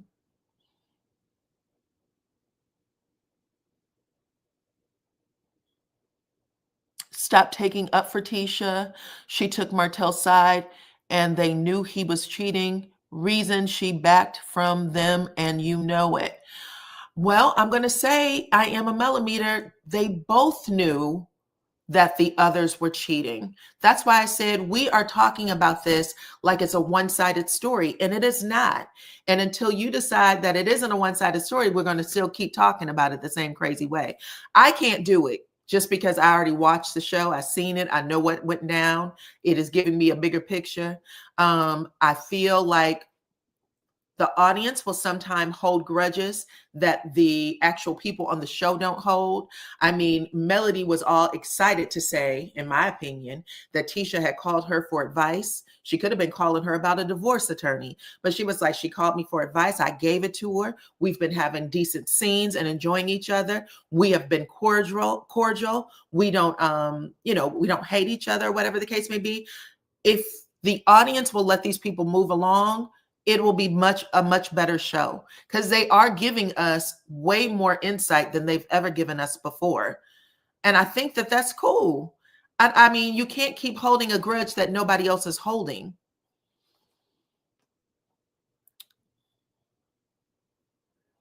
I mean, in my opinion, you could if you wanted to. I have to give it to you.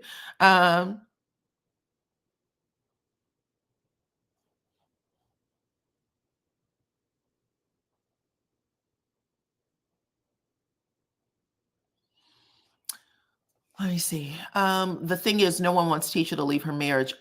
Well, that I don't agree with. I think that there's a lot of people who want Tisha to leave her marriage. It's up to her. Tisha was acting like she didn't have issues, her marriage, and called women stupid. She did act like she didn't have issues in her marriage.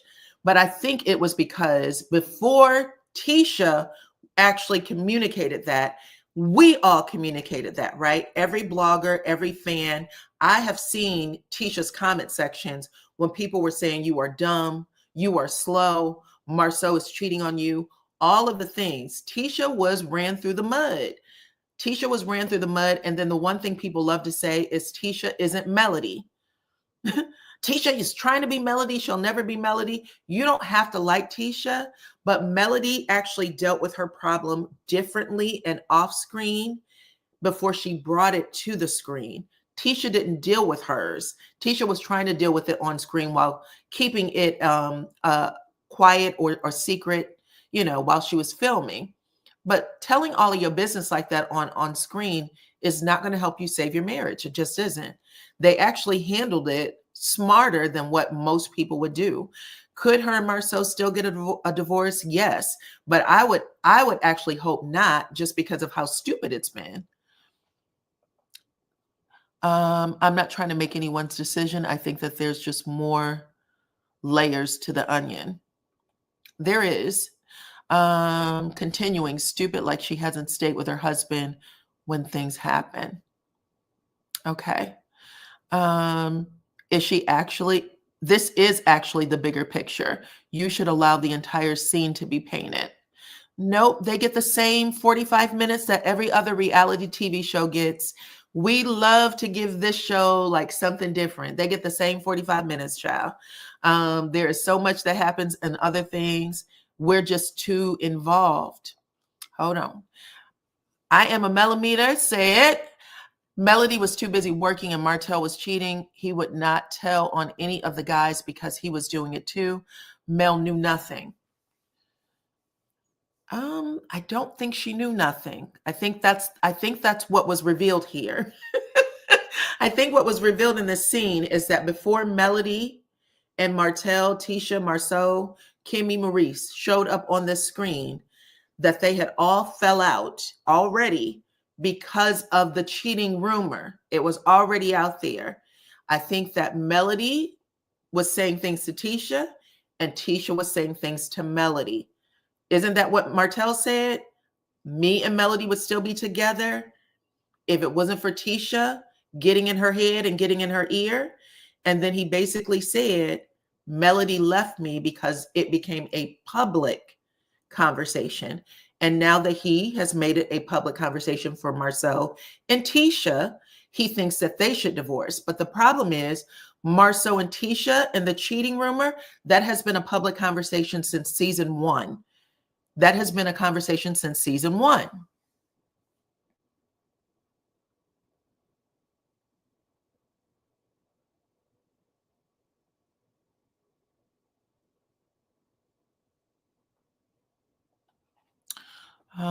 Smart Cookie said that's their choice to stay, her choice to stay with her husband.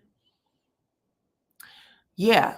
So they were actually into it. It sounds like from what Tisha said, what Tisha and Martell revealed here, it sounds like Melody and Tisha's friendship dissolved because of the marriages,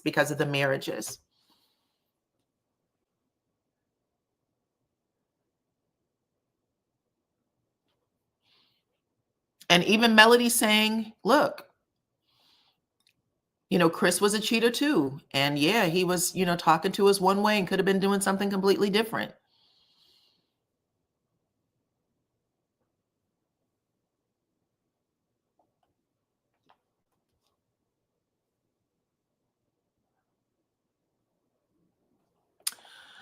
Tisha told Melody in 2017 they didn't spend any time together. Mel explained she found out that Martell was cheating. Tisha, like Destiny, took the distance personally when Mel was grieving her marriage.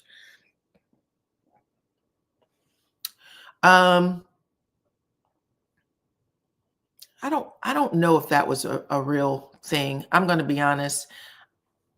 I know Melody said that she was grieving her marriage, and in that scene, she said, listen, I had things going on with my husband, blah, blah, blah. And Tisha looks at her like, girl, you know what I'm saying? That I need to know a little more about. Because what both of them are really saying is that they knew about the other. And Melody has said that too. I don't believe that Melody left him because he wouldn't stop. He, a single woman he was with, plus Melody was harassing. What? I don't believe that. Melody left him because he wouldn't stop cheating. And he, with the woman he was with, plus the woman was harassing her. Martell is delusional. I didn't say I agree with Martell. I said it was an interesting thing for him to say.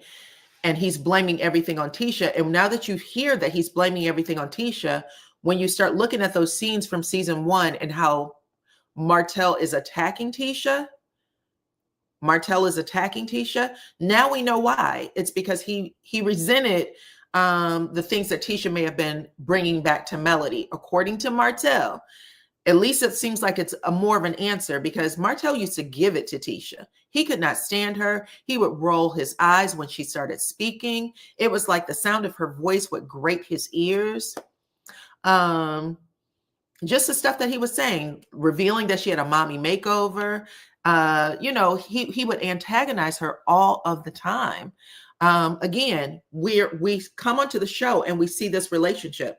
At that last scene, episode 1, season 1, at the end of the scene, when Tisha's sitting there laughing or saying something about Melody smacking Martell is staring a hole into Tisha. He could not stand her. And then he went from not standing her, and all that stuff to, flirting with her, kind of.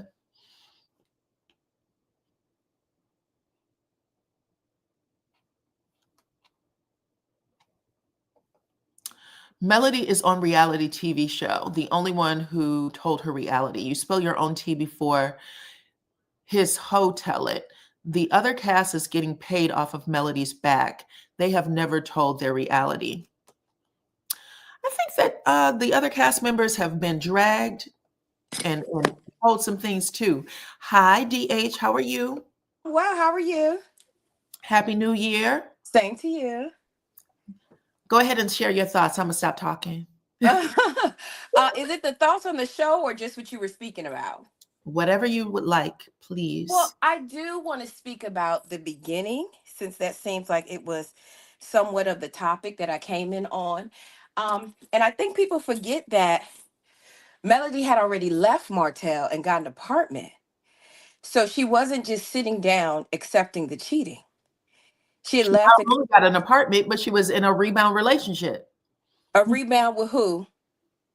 This is what she tells his mother when she said, were you cheating too? She said, I left. I got my own apartment. Yes. But I did meet someone. So she had, they literally were split up. And that's why I'm saying they had time to work some things out. Melody had some time to work some shit out in her head. Like, I'm not going to be with this person, which is a little different from kind of, bringing it to this platform. Well, because they reconciled. Martell promised, said he would do right. They started going to church, counseling, all of those things. So she began to believe in her husband again. She began to believe. And I think sometimes people think of the Melody that we know now as the Melody back then, almost 10 years ago. She was a very young and naive. She isn't the strong, no nonsense person that we see today. I'm not saying she was, stupid and dumb and all of those things, but she really believed in her husband, as you should as a wife. And not after going through so many things with him, she started to believe, like, she started to see, wait, Wait, she used to be in the place that coleslaw is currently in. She used to be in that place because that was her husband, the love of her life, the father of her children. And I think sometimes people forget that about her back then and look at her today, the woman on TikTok, the woman commanding rooms and doing all these things. And it is because of everything that she went through and how she had to build up and be strong. I remember her saying that when she got married, she didn't know anything about going back and forth with a person because that's not what she grew up in. So when she got married, she had to learn to go back and forth and defend herself because that's how her husband was treating her. And so I think sometimes with this oh, poor Tisha, poor Melody. Melody went through hell. If Martell is so loud and vocal about Tisha in her face, I can only imagine the things he said and did to that woman behind closed doors. Melody said to herself, they almost did not um, celebrate their first wedding anniversary because of the way he spoke to her. So maybe when she was sitting at the table and she was telling Tisha, we were going through a lot. I was going through a lot. So I had to pull back because I didn't know what was real, what was fake. All of that is true. And I feel like no one gives her any grace for dealing with Martell for all of those years. And this idea that, oh, because Melody pulled back and wasn't explaining everything to the group took Martell's side. How and why would they take Martell's side? Especially Nell and Chris, they were the ones counseling them. Why would you take Martell's side on anything? Why would you trust a man who repeatedly cheats on his wife? And all of a sudden, first it was Melly ain't give me head, then it was Melly cheated first, and now it's Tisha's fault. I don't understand why we're giving credence to anything Martell says. Nothing Martell says is built in fact. Everything he says is a lie, especially the information about Tisha. I think this so-called whatever people think he has on the Scott brothers, he has nothing because at field day, he went to his car to get his phone, but the only thing he could produce was, some trick from 12 or 13 years ago. But what was in his phone? How come that hasn't been brought forth? Nothing Martell says is the truth. He's a liar. The truth ain't in him. And it's just unfortunate that people don't give Melody any grace for having to deal with that Which disaster of a man for so long and currently still dealing with him. Are you talking about the cast? I'm talking about the cast, some of the fans of the show, um, the cast. And I would tell you this, and I'm a Marsau fan. I went to Black back in August, and me and one of my girlfriends, we went and we had a good time. We met Sadaric and we met Marsau. Marsau was there and we had a conversation about the show. And Okay. Dyana, when I tell you out of Marsau's mouth to me, he told me that Tisha and what's Tisha's sister-in-law name? Kimmy. Kimmy used to envy Mel. They would tell the Scott boys, well, you see how Martell is doing with the kids and helping around the house and all of those things. And they would try to get their men to be more hands-on. This was from Marsau's mouth to me. Oh, I believe you. So there is something that they have somewhat of a resentment towards Melly, and they relish and they enjoyed the breakup of that marriage. They enjoy Oh, no, Marceau. relished it. Marceau told me out of his mouth. We had a good conversation. He told me out his mouth that That when they a man, relished in her divorce. this is what Marceau told me, that when a man feels neglected, this is what Marceau told me, he has a license to cheat. That's what Marceau told me out of Okay. his mouth. And I was like, really, Marceau? Are you really saying that? Are you really doing Why that? are you talking to you Hey. again? My son. I said, do you really believe that or you're just saying it? And he really acted as if he believed it, but I knew he was BSing because I didn't take it seriously from him. But when he pointed out how Kimmy and Tisha used to really look up to Mel in that relationship, but then to find out that it was what it was, that gave me a different insight on how Tisha and Kimmy treat Melody. Let me tell you something. And I want everybody to hear this. Everybody listen very, very carefully. And I say this as someone who had an up close and personal view on a narcissist and a narcissistic relationship. No one protects narcissist will only be around people that protect them. Yes. Only be around people that protect them. When they realize you're not going to protect them anymore, they will gut you. They will gut you and they will continue to gut you until your name is mud with everyone. The only way that Martell and Melody could be together is if Melody protected him. Yes. She would have had to protect him with his mama, his children, his friends, anybody who said a bad word about him or tried to even correct her. She would actually have to cut herself off from them in order to prove to Martell that she was loyal to him and only Absolutely protecting him. agree. That's how that relationship works. So when you have a relationship like that, and I'm just saying this, if we are to believe that Martell is a narcissist, then sometimes we forget that in order to do that, in order for Melody to do that and Martell to be cool with it, having the conversations with Tisha is saying to Melody, listen, this is what's going on with your husband.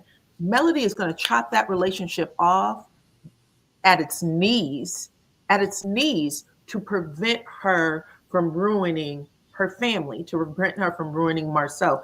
No matter what it is, I mean Martell, not Marsau. No matter what it is, the reason why Martell is so willing to kill Tisha and Marsau right now is because he knows he can't use them anymore. They're I done. agree. Yeah, I So agree with that. And I agree, you know, as a male fan, she stayed too long. She forgave her husband too many times. And I know that may be harsh to say, but instead of him getting better, he just got worse. He So got is it used to her. also safe to say, and I'm just saying, I'm just asking the question, because we Mhm. don't know. This isn't something that Melody shared with me, child. I'm Right. just picking up pieces and talking about it like you. It might be in her book.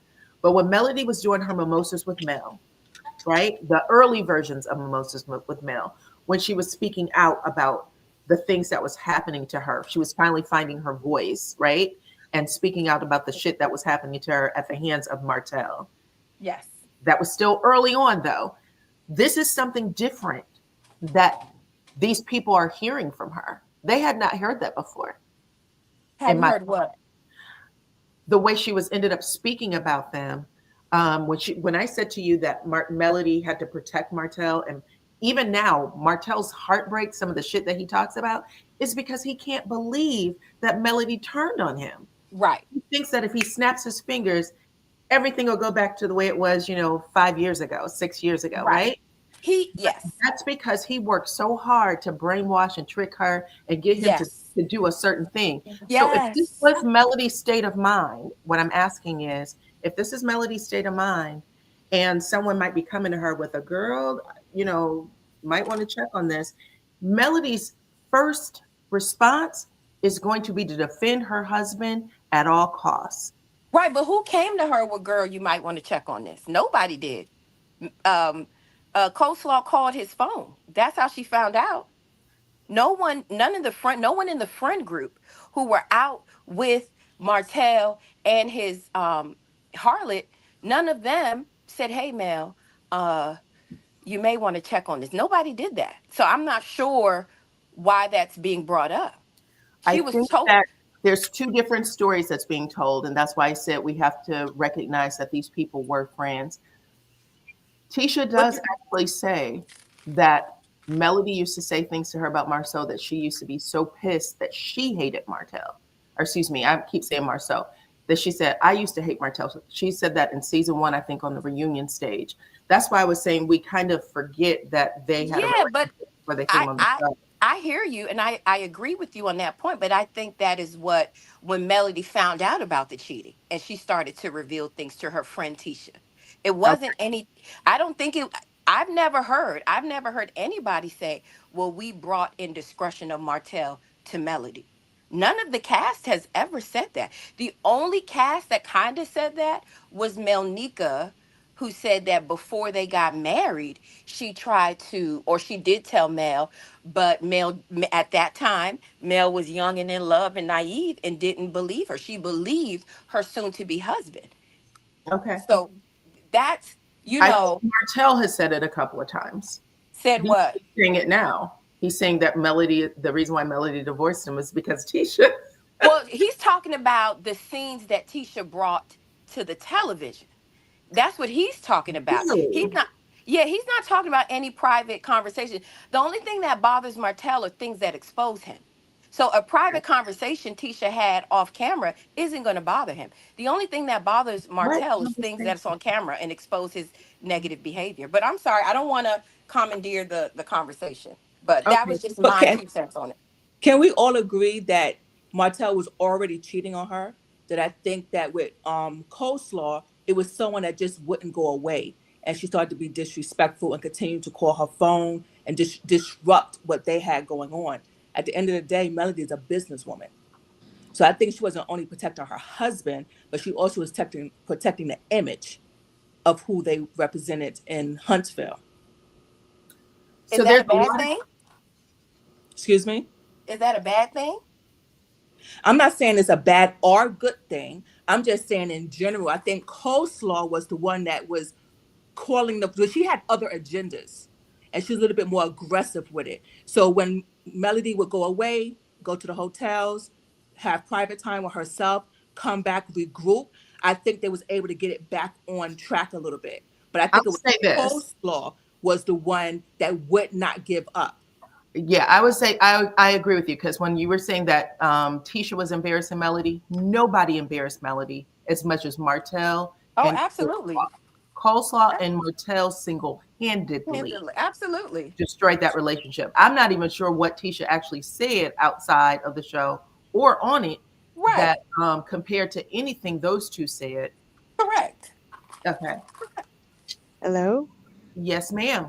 Go ahead. Hi, Diana. It's nice to meet everyone. This is my first time on a panel ever. Well, welcome, Sarita. Thank I'm you. happy that Hello. Thank you. Thank you. So I kind of missed some of the conversation because I'm at work right now. So I kind of like was in and out.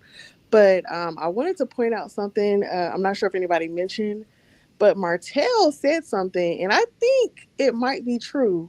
He said that, can y'all hear me? I do. Yeah.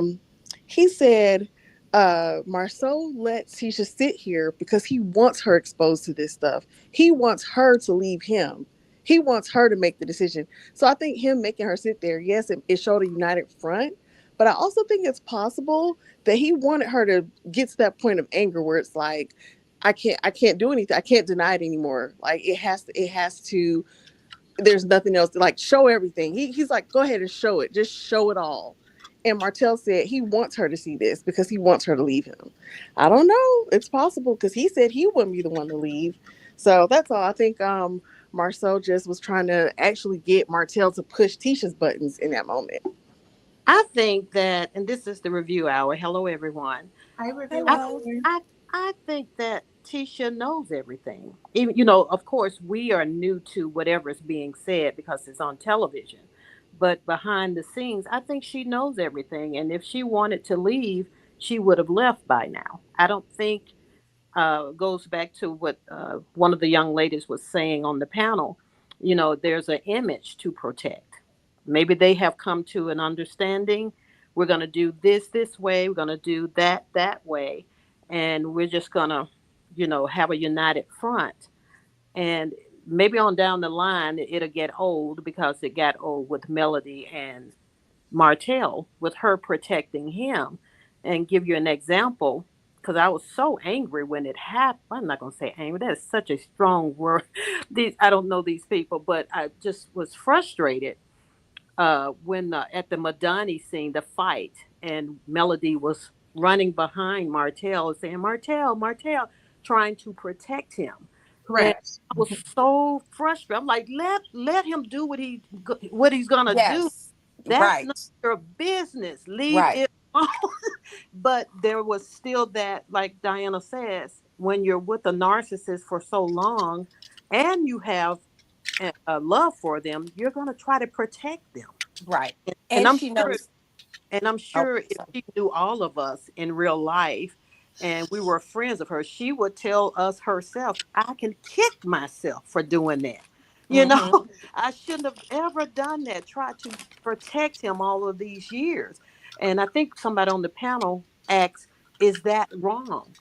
I'm sure, this is just my opinion, that Melody, if she could answer that to us right here and now, I bet she would say, yeah, I was wrong in trying to protect him and protect our image because he meant no good to me. Mm-hmm. You know, Amen.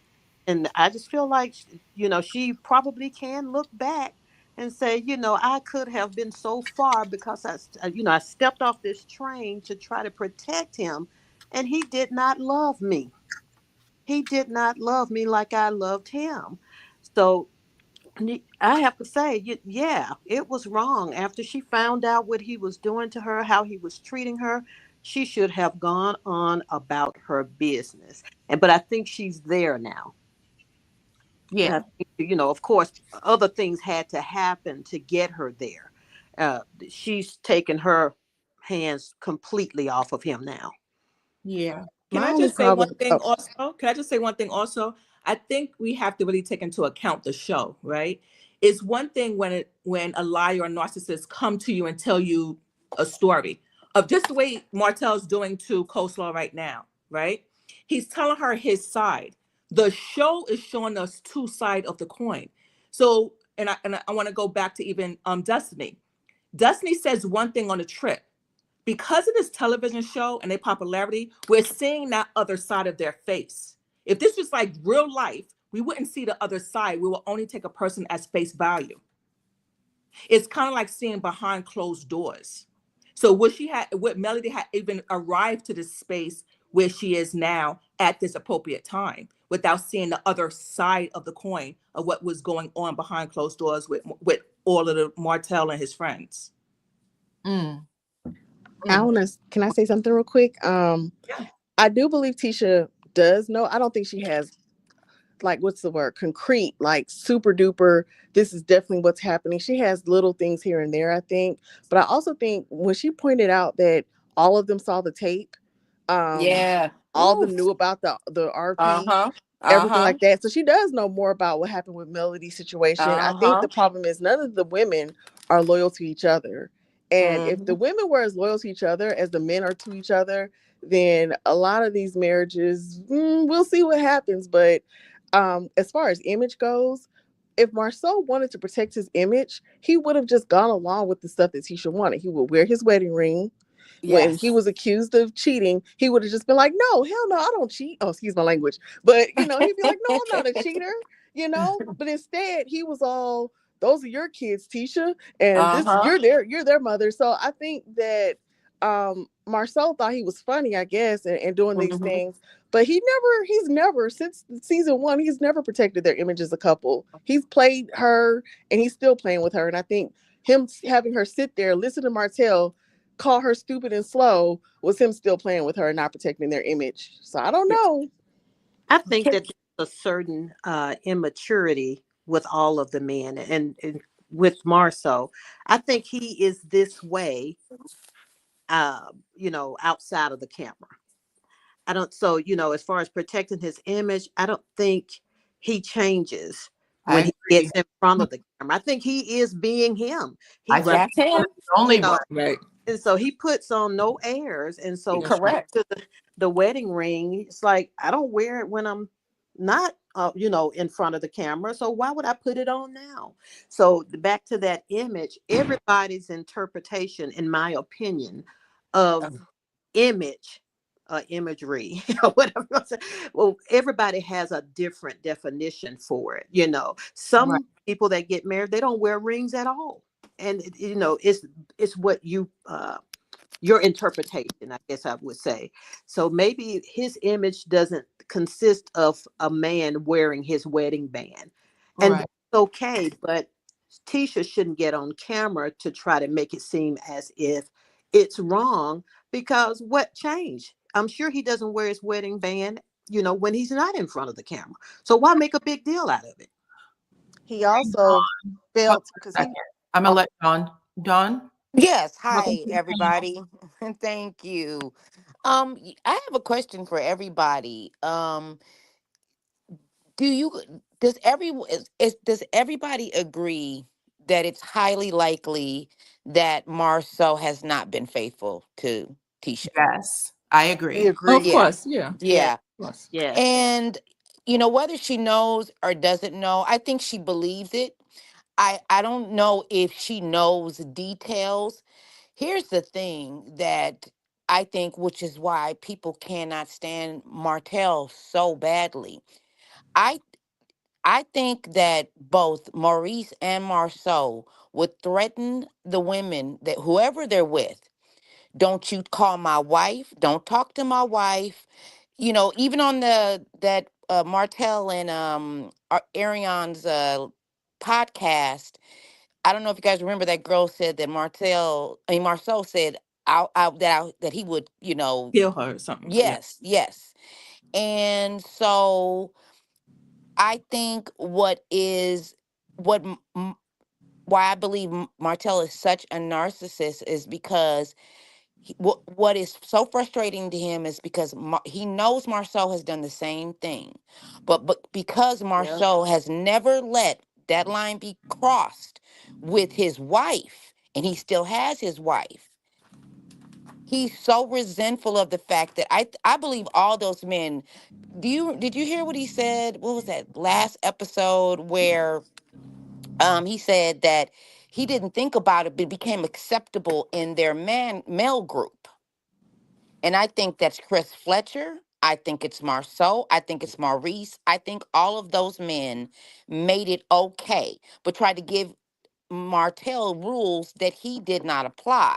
I think that I think that he started to feel smaller and smaller, and Ariane made him feel special. And then he put her on a pedestal that no man that has a mistress should ever do, which is partially why he is where he is right now. And I just wanted to know what you guys all felt.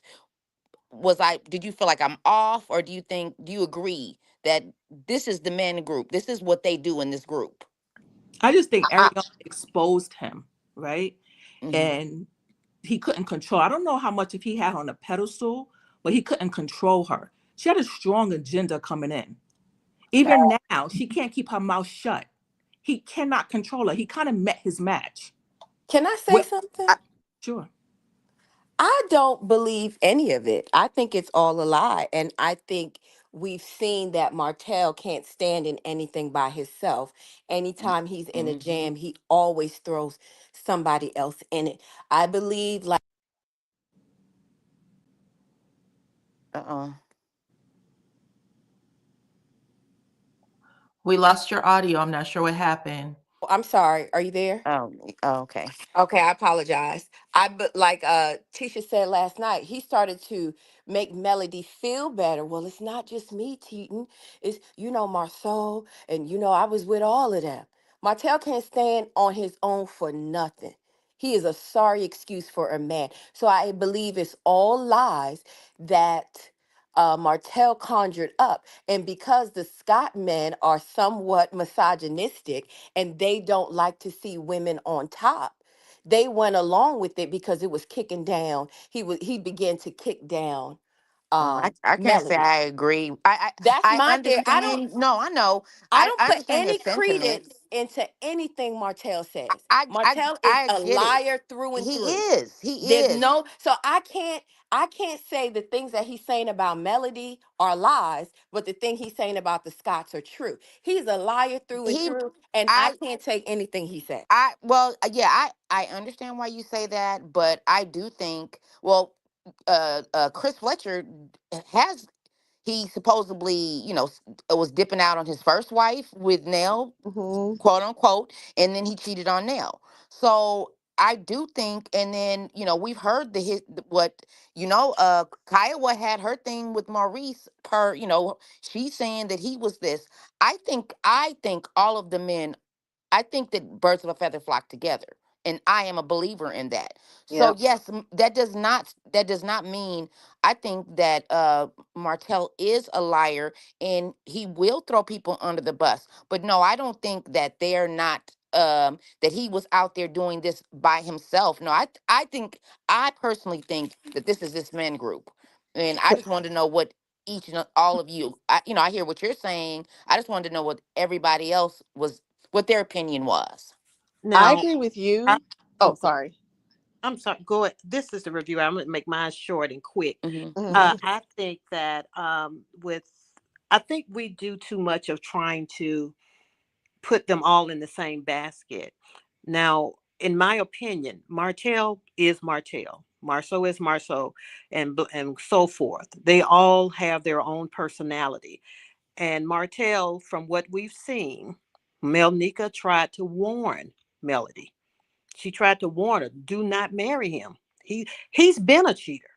It has nothing to do with him hanging out with the Scotts, hanging out with Fletcher. It has Right. nothing to do with it. He's been this way.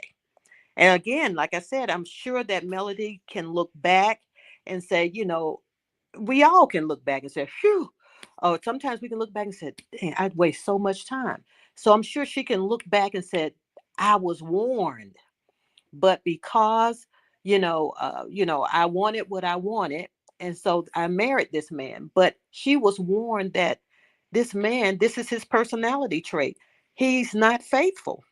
He's So not, but I'm gonna say something, and I'm not gonna say any names or anything, but I do have I do talk to someone who is from that area who actually, per her, um told me about one of Marcel's girlfriends. Now she's never come on and said anything. This is the first time I'm saying it. I don't come on here, so I didn't come on and say Say it. allegedly, one of Allegedly, right, allegedly. right.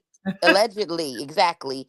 That, he was but she knew her position. That was the whole conversation, that the way she explained it to me was that she knew that, that there was, she did care about him, but he made it abundantly clear that he was not going to leave his wife, allegedly. So that, I heard this was, oh my goodness, 3 years ago she told me this. And I talk to her sometimes still. And so I did hear about that separately. And this is just at the begin, what was no, it was in season 1. She told me about Marceau. And I didn't even really know his character yet because I was late watching the show. So, I this is not me taking any accountability away from Martell. And he has made his bed, and he's lying in it, whether narcissist or not. It's just that I don't believe that they all are faithful men. Personally, that's just my own personal opinion, and maybe it started when I heard that back, a few years ago about one of them. So that's really only my take on that. I Um, I agree with you. I mhm, think you're right. I'm not sure who the other caller was who said that she thinks Martell's a liar. Martell is a liar, mhm, but he's not lying about everything. And I mhm. think I'm a, that hold on. he. Oh, go ahead. I'm sorry about that. Okay, I know that you want to speak. I'm gonna let you speak. Then I'm gonna let Justice speak.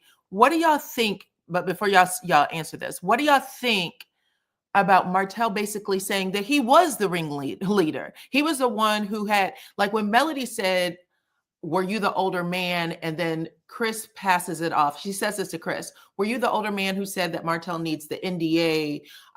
Make sure you're with someone who doesn't have anything to lose. Talk to the older women about how to play your role. Then Hmm. he blames Maurice and Marceau. Yeah, that was And he's crazy. already taken, Martell's already taken credit and said, listen, I was the one who used to hook you up. If it wasn't for me, you wouldn't have even been able to get the women. So if Martell is taking his crown as the king of the hoes or the king of the whores, then why are we blaming the other men at this point? I don't. They're Right. how Nobody's blaming the influence. other men. How can he be Nobody. He shouldn't. If if he's the leader? it, I who, think. I I don't. I think. don't think it matters. I I don't think. believe him. Do y'all remember when Martell posted that picture of all of them together and said something like, I think it was like a all the single men or something. They were like, "Oh, these men are married. Like they act single," and I feel like Chris, he has had rumors about him. I don't know if y'all remember, maybe like the first season he was on, there were rumors about him being a cheater. Then we find out, yeah, he was a cheater. He might have cheated with Miss Nail. He has cheated on Miss Nail. And going back to the original thing about image and everyone having an image to protect, when Maurice first came on this show, we all thought he was the good one. Remember when we thought he was Mm-hmm. the good one? Come to Mm-hmm. find out, when he said he slept with 6 people in one day, It's and he's nasty. a sex addict and all these other things. It's So nasty. all of these guys were protecting their image. Melody just happened to protect Martell's image the best. She had him looking like equal partner. She had him looking like the Right. protector, Now provider. we all She said agreeing on become that one. him. Mm-hmm. Yeah, Right. Mm-hmm. she protected him the Mm-hmm. best. Oh my I God. think Kimmy probably protected Maurice the best, but he's not protecting her because they had her Oh, looking like the oh, side chick. And so Marsau doesn't protect Tisha the best. So now it's all kind of crumbling. But it seems like to me, none of the men have stepped up as, what is it called? Protector, provider, proclaimer. What's the other one? Protector, provider, proclaimer. You know what I mean? None of these men have done that. None of these men have. All the women have put their names on the line for the businesses. They provided the equity. They provided the credit for it. All the women have done the actual work for the businesses. These women are the ones protecting their husbands. They're the providers. So, and they're the ones proclaiming, "Hey, we're married. We're a team. We're a unit." So, to me, none of the men.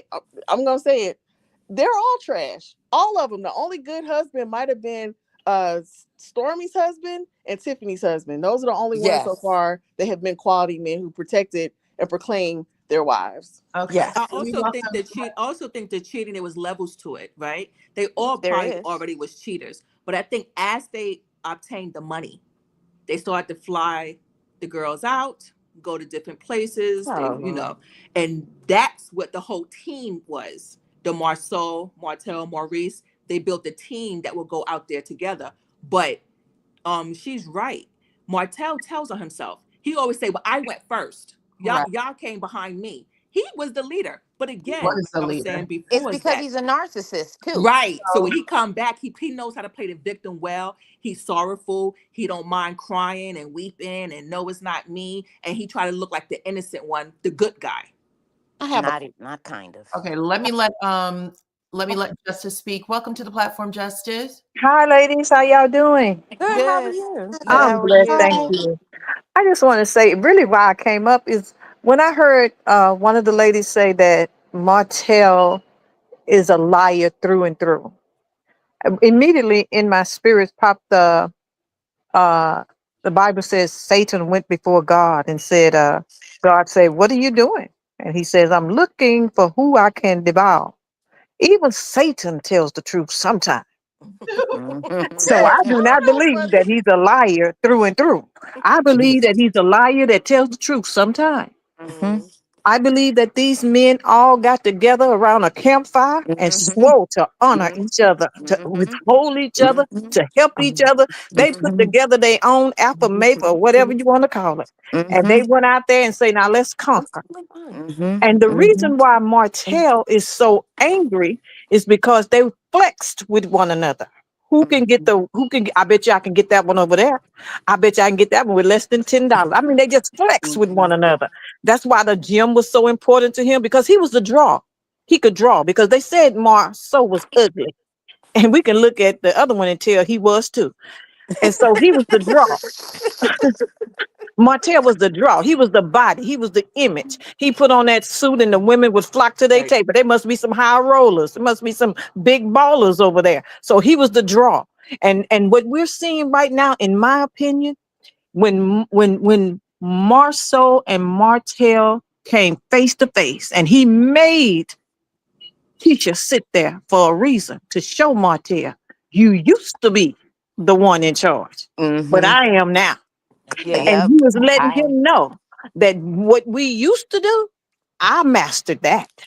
I did Yep. something you couldn't do. I held on to mine. And she gonna Yep. sit here no matter Yep. what you say. And if I tell her to leave right now, she'll get up and leave.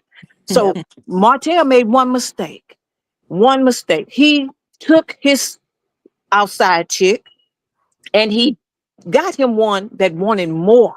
She Right. got a taste of the Inez wine. She got a taste of a silk pair of drawers. And she said, oh, I like this. I want more.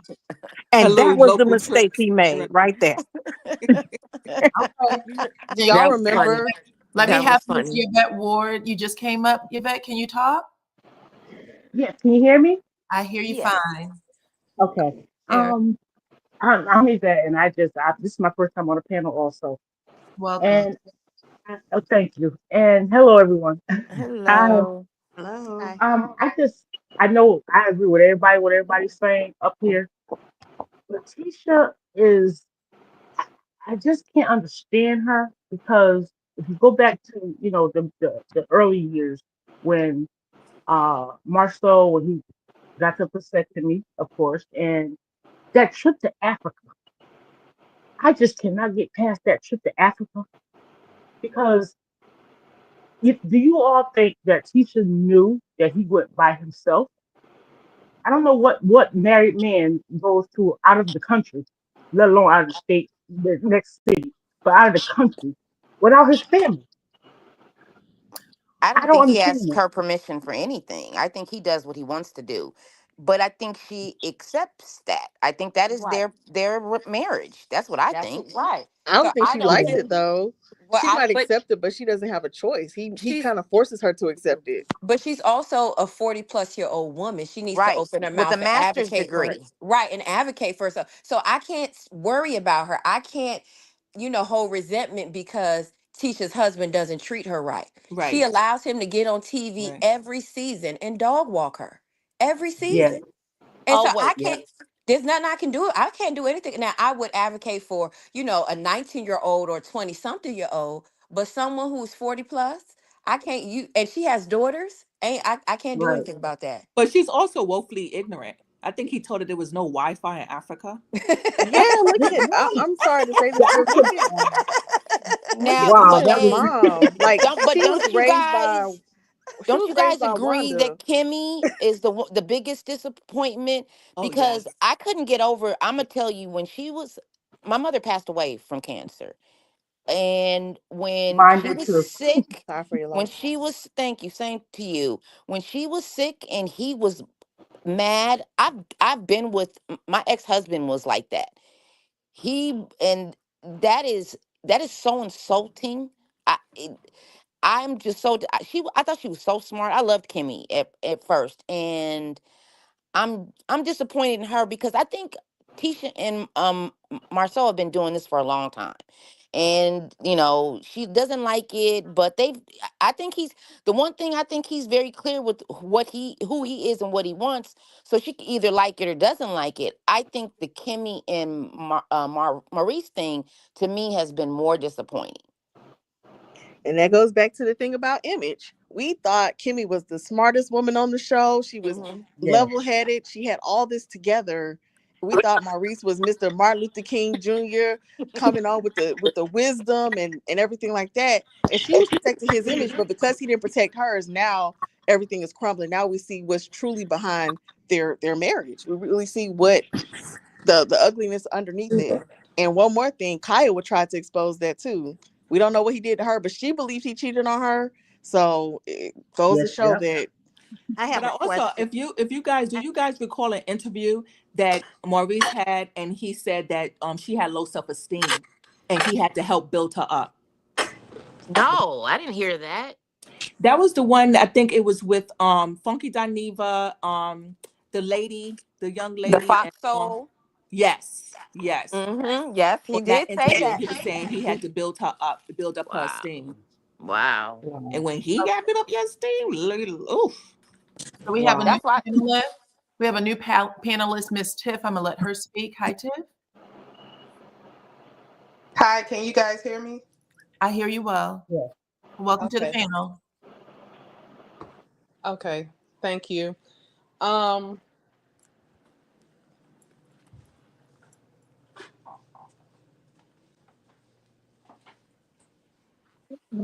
Did she hit a mute button? I can't hear you, Miss Tiff. Did something happen? Uh-oh. Hey, Tiff. Okay. I don't know what happened. She's not connected. Okay. Okay. Well, child. Mm. Let's see if she can make it back up here. And I'm going to let all of you give your last thoughts because we've been up here for a while. But you all have had amazing things to say, child. So if we want to just go one by one, I'm going to start at the top with DH. Go ahead and share whatever thoughts you have. Hold on one second. Tiff, I'm not sure what happened, but there's something wrong with your mic and cam. I don't know if you need to drop down and come back up. I'll put the link back in, and this is for Tiff only if she wants to come back in. Okay, go ahead, DH. Hello. Oh, I want to say this was a fantastic panel. I appreciate every point of view. I think it was great. And I also want to leave you with one little nugget. I had said that I went to Black and I had a conversation with Marsau. And Marsau is exactly who he is on TV. I can He imagine. he is exactly who he is. If someone says he's putting on talking, that's how we had a good time. And believe it or not, Marceau cooked for us. He made this hash Mm. with sausage, eggs, and it was so good. He said, "Don't let TV fool you." And Mm. when I told him, I said, "Marceau, you cool? I just, the way you talk to Tisha on camera." And his response to me was, "Don't let this TV ish fool you." Oh, wow. Right. That's what his response was to me. Okay. So that's why I said I ain't advocating for Tisha. Whatever it is what it is. All right, cool. And then another thing, and I'm so curious when this situation happened because we went in August and Sadaric and Marceau was like, Martell's my guy. Martell is winning. Martell got it good.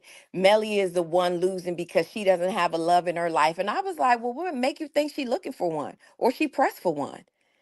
So it's something there. They really have something in their crawl for Melody. I was like, I found that was so weird for them to say that and to know now we see everything that's happening on camera. Mm-hmm. So I don't know when. I would like to know when this was filmed because I was there in August and Martell's good. Martell, and I was like, even after the revenge P and all that stuff, Martell's your guy. And he was like, Martell is good. But then he comes on camera Mm-hmm. and says he lost respect for him. So that's why I said Wow. all this advocating for Tisha and all. Hey, that's her husband. She got it. So I'm just gonna leave y'all with that little nugget. I have pictures, so everyone try to say I'm lying. We were up there. We had a good time. I just didn't post any of them or anything because I'm respectful of people's marriage, and I didn't like. I got pictures with somebody's husband, so it was nothing nefarious, anything like that. I just was like, I'm not going to post it, but we had a really good time. Marceau is a riot. If you have the opportunity to go to Black, the drinks are good. The bartender dash was Mm. amazing. The establishment is beautiful on the inside. It is a little tiny, but it's absolutely gorgeous. They did the thing with it. So I'm all for with the cast moving on, doing whatever they want. And I still stand on that. Martell's a liar through and through, and the truth ain't in him. No way, no how. Mm.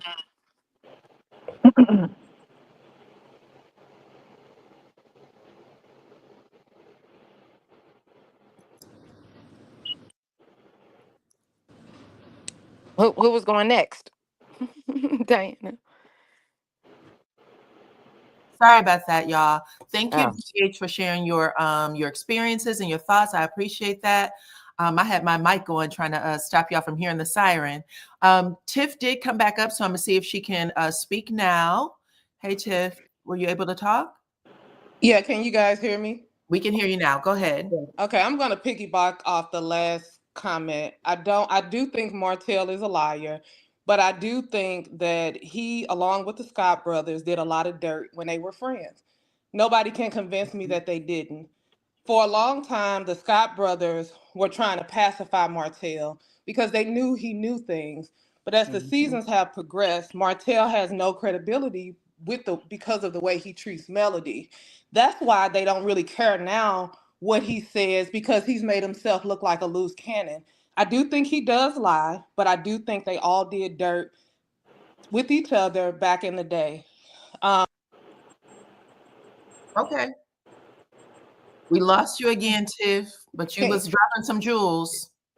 Okay, you guys hear me now? I don't know what's wrong with the phone. I hear you now. Okay, we left off with you think they all did dirt back in the day. Yeah, I think they all were doing things back in the day. I don't think he has proof as far as receipts and pictures. And that's what people are getting hung up. Well, where's your proof? Where's your proof? Well, you have to think by the time season 1 came around, they were all in the midst of somewhat falling out. So it wasn't like the back in the time where we were taking a lot of pictures and videos. I just think they were all friends. They were all cheating on their wives. Yep, you're right. And I think I don't know. Melody, she's just those women don't like her. None of them. Kimmy is somewhat, she pretends somewhat to her face that she likes her, but she doesn't like her. They all have really negative things to say. They look like they're recruiting Trish to come against her now. I mean, she's a better woman than me because I don't know how she can work amongst people who are just hell bent on coming against her. Destiny, I don't know what purpose she really serves on the show. I guess Carlos has a soft spot for her and he's trying to just kind of fit her in. I see that she had the scene with her dad, and I guess it was heartwarming, to know where her background is and where she comes from. But just seeing all the things she's done and how she supports Martell, I can't connect with Destiny. Okay. All right. Well, Miss Tiff, I appreciate you coming up and sharing your thoughts about everything. I hope that you come back. Okay. You are welcome. Okay. Thank you. Okay. Now I'm going to go with Sasha. Did you want to give any last thoughts? Yes. Hi. First, I want to introduce myself. My name is Sasha. I came in like a bulldozer. This is actually my first time ever even logging in, speaking on a panel. I've always been in the comments for the last, 4 or 5 years. Mm-hmm. But thank you. I think you're a wonderful commentator. Wonderful, wonderful, wonderful. I think the game changed. I think everyone keeps saying this one cheated, that one cheated, right? I think the game changed with Coleslaw. I think when she came in, she was so disrespectful. But she also was very colorful about what Martell did in his bedroom, right? This is supposed to be behind closed doors. Melody done packed and packaged it up really well. A businessman. And this and I'm sorry to call her that, but really like a low life, right? This low life came on and talked about how he was eating her, whatever, and doing all kind of things. And she was on the show. She was on live showing her child. She was not well kept, not well kept. She was coming on drinking and stuff like that. I think she painted another picture of what Melody was trying to prop him up with. And that's where he lost. So we want Tisha to leave. We want maybe even Kimmy to make a move. It's not going to be this. It's not going to hit the same. If a woman don't come out, and not that I want them to, if a woman don't come out to express I am the one, the way Coleslaw did, is not going to matter. That's like, I'm sure people probably don't want to admit it. We've all been in relationships when a man cheated, or we heard that he cheated, or maybe we saw a text message or someone came and told us something, right? Once they give us the closure of what, because men grovel and do everything, we do forgive them. I'm not going to say we forget, but we do forgive them, right? I think Martell also came on as like crawling out of space. Uh-huh. Uh-oh, now I lost you too. Okay, we're going to move on to the next caller. I appreciate you though, Sasha. Come back. You are welcome anytime. And now I'm going to call on Review Hour. What's up, Review Hour? Hey, Diana and the panel. I watched Mental Mondays, one of them. And I remember, I heard it with my own ears. They were discussing the field day when they got into it and everything. And Destiny said with her own mouth that these guys they got into it and they were friends that evening. But they have not said that on the show, but she said that on her Mental Mondays. She probably shouldn't have said it because that's their job. They are to create an illusion so the fans can believe it. But Mhm. she said that. So honestly, I do think that Martell, the Scott brothers, they are still friends. But that's their job. They have to create this illusion to keep the show going. Um, I think Tisha's in on it too. I think that's their job to create the excitement, the drama, all of that.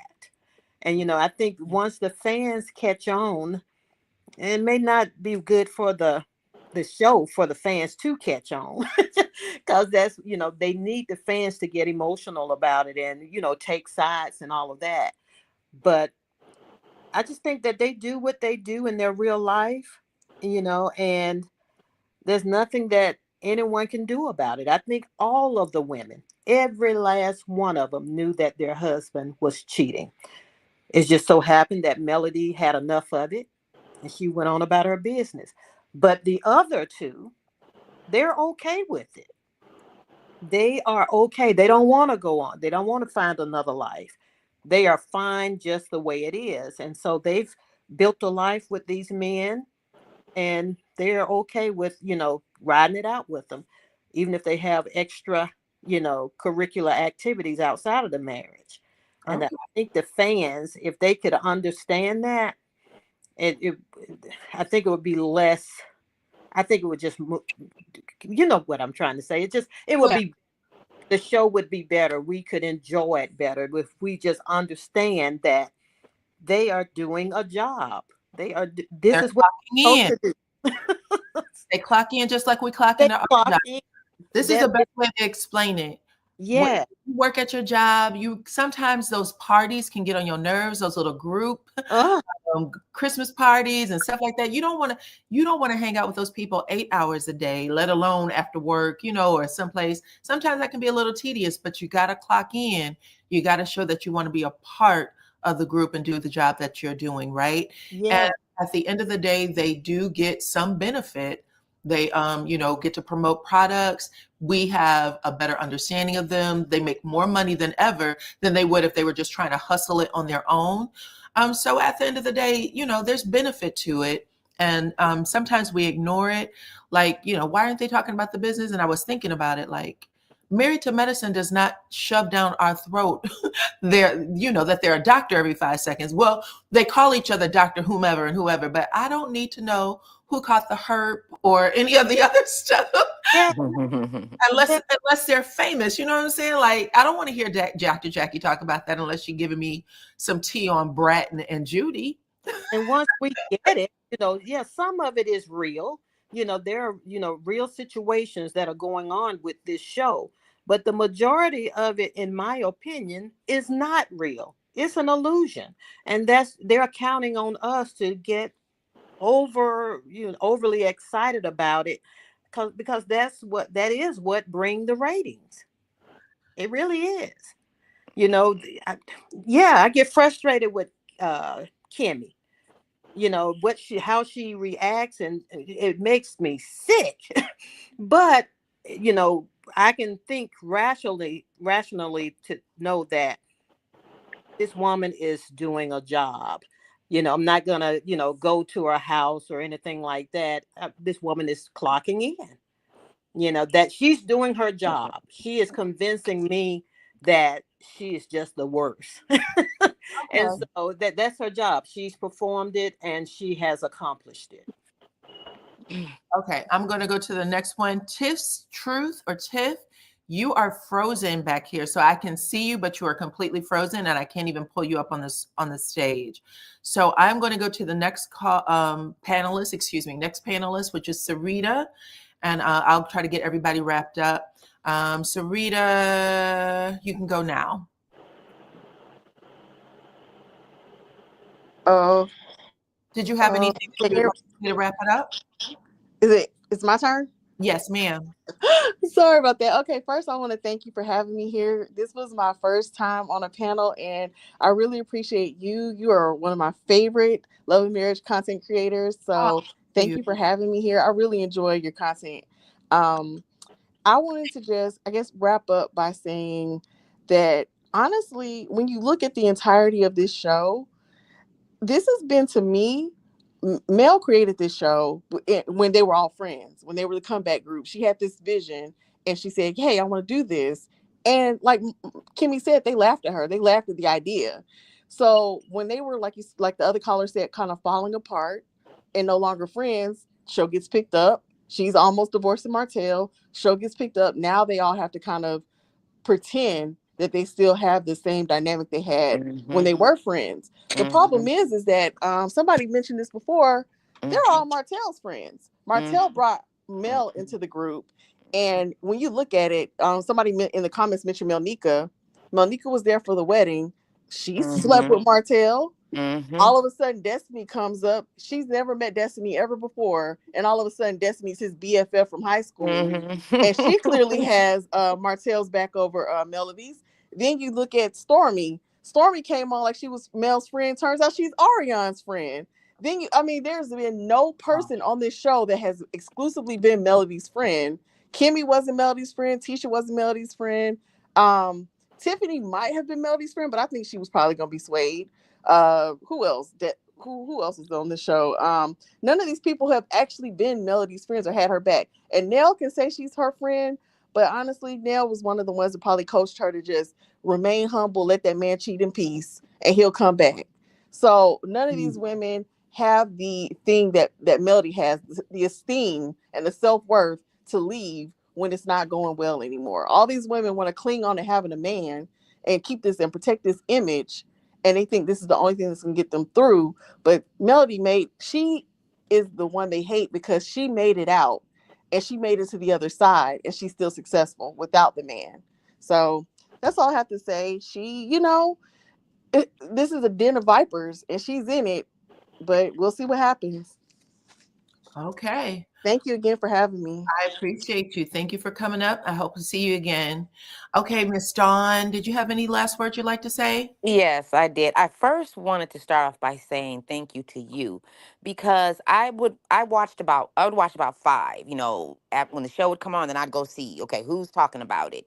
Mm-hmm. And you're one of the only people that to me didn't all of a sudden I don't like I'm not a person that enjoys hearing an influencer complain and bitch about it and talk how bad they hate it. Oh my God, I hate this show, but they would do it. And you're the only person that has consistently just done this show, let us come on and vent about it because everybody's still watching it. But Mm-hmm. with so many people, there was one I used to love, and I still love her, but she doesn't, she covers the show sometimes, but she complains about it the whole time, and so I don't enjoy that. So thank you for not being one of those people. So I know that this is a place that I can come over here and hear what everybody has to say without you acting like you hate doing it. Thank you. I You're appreciate welcome. that. That is a talent, child. I just thank you. That's a skill. Yo. And so there's bits I think we all probably have similar views of it. I do agree that, that reality shows, of course, they're not 100% reality, but I don't think they're as good. I think the person who was talking about them being on and them clocking in, they're not actors. So yes, they may have to do a scene over because even I heard, Ariane, the one that she busted in, they had to do it over. So yes, that's not real, right? That's not Mm-hmm. real when you have to redo a scene again. But Mm-hmm. the dynamics that we're seeing, and because this group fights outside of it more than any other, more than the Housewives, Love and Love and Hip Hop. I have never seen a group that I can think of, and maybe you guys could correct me, that have fought more outside on social media. And then Carlos, who to me has his own agenda and wants fame. It's been a wild ride. And so, it's been very interesting. But I just want to end on this point. It it has been a challenge to sit here, and every time they keep on trying to take away from their own inadequacies and bring it always back. They always want to swing it back to male. If you notice, almost no conversation can be brought up without male being in it. I don't know what this obsession with her is. I don't know if they she is I can't honestly say, Hmm. and I like Mel, but her personality, that Southern Belle thing, I don't know if she would be per se my homegirl, but I like her. I would have admiration for her. I don't dislike her at all, but I think it's a personality thing, right? Male, kind of with the high pitched voice. I think she annoys them too. But she there Tisha is jealous of her.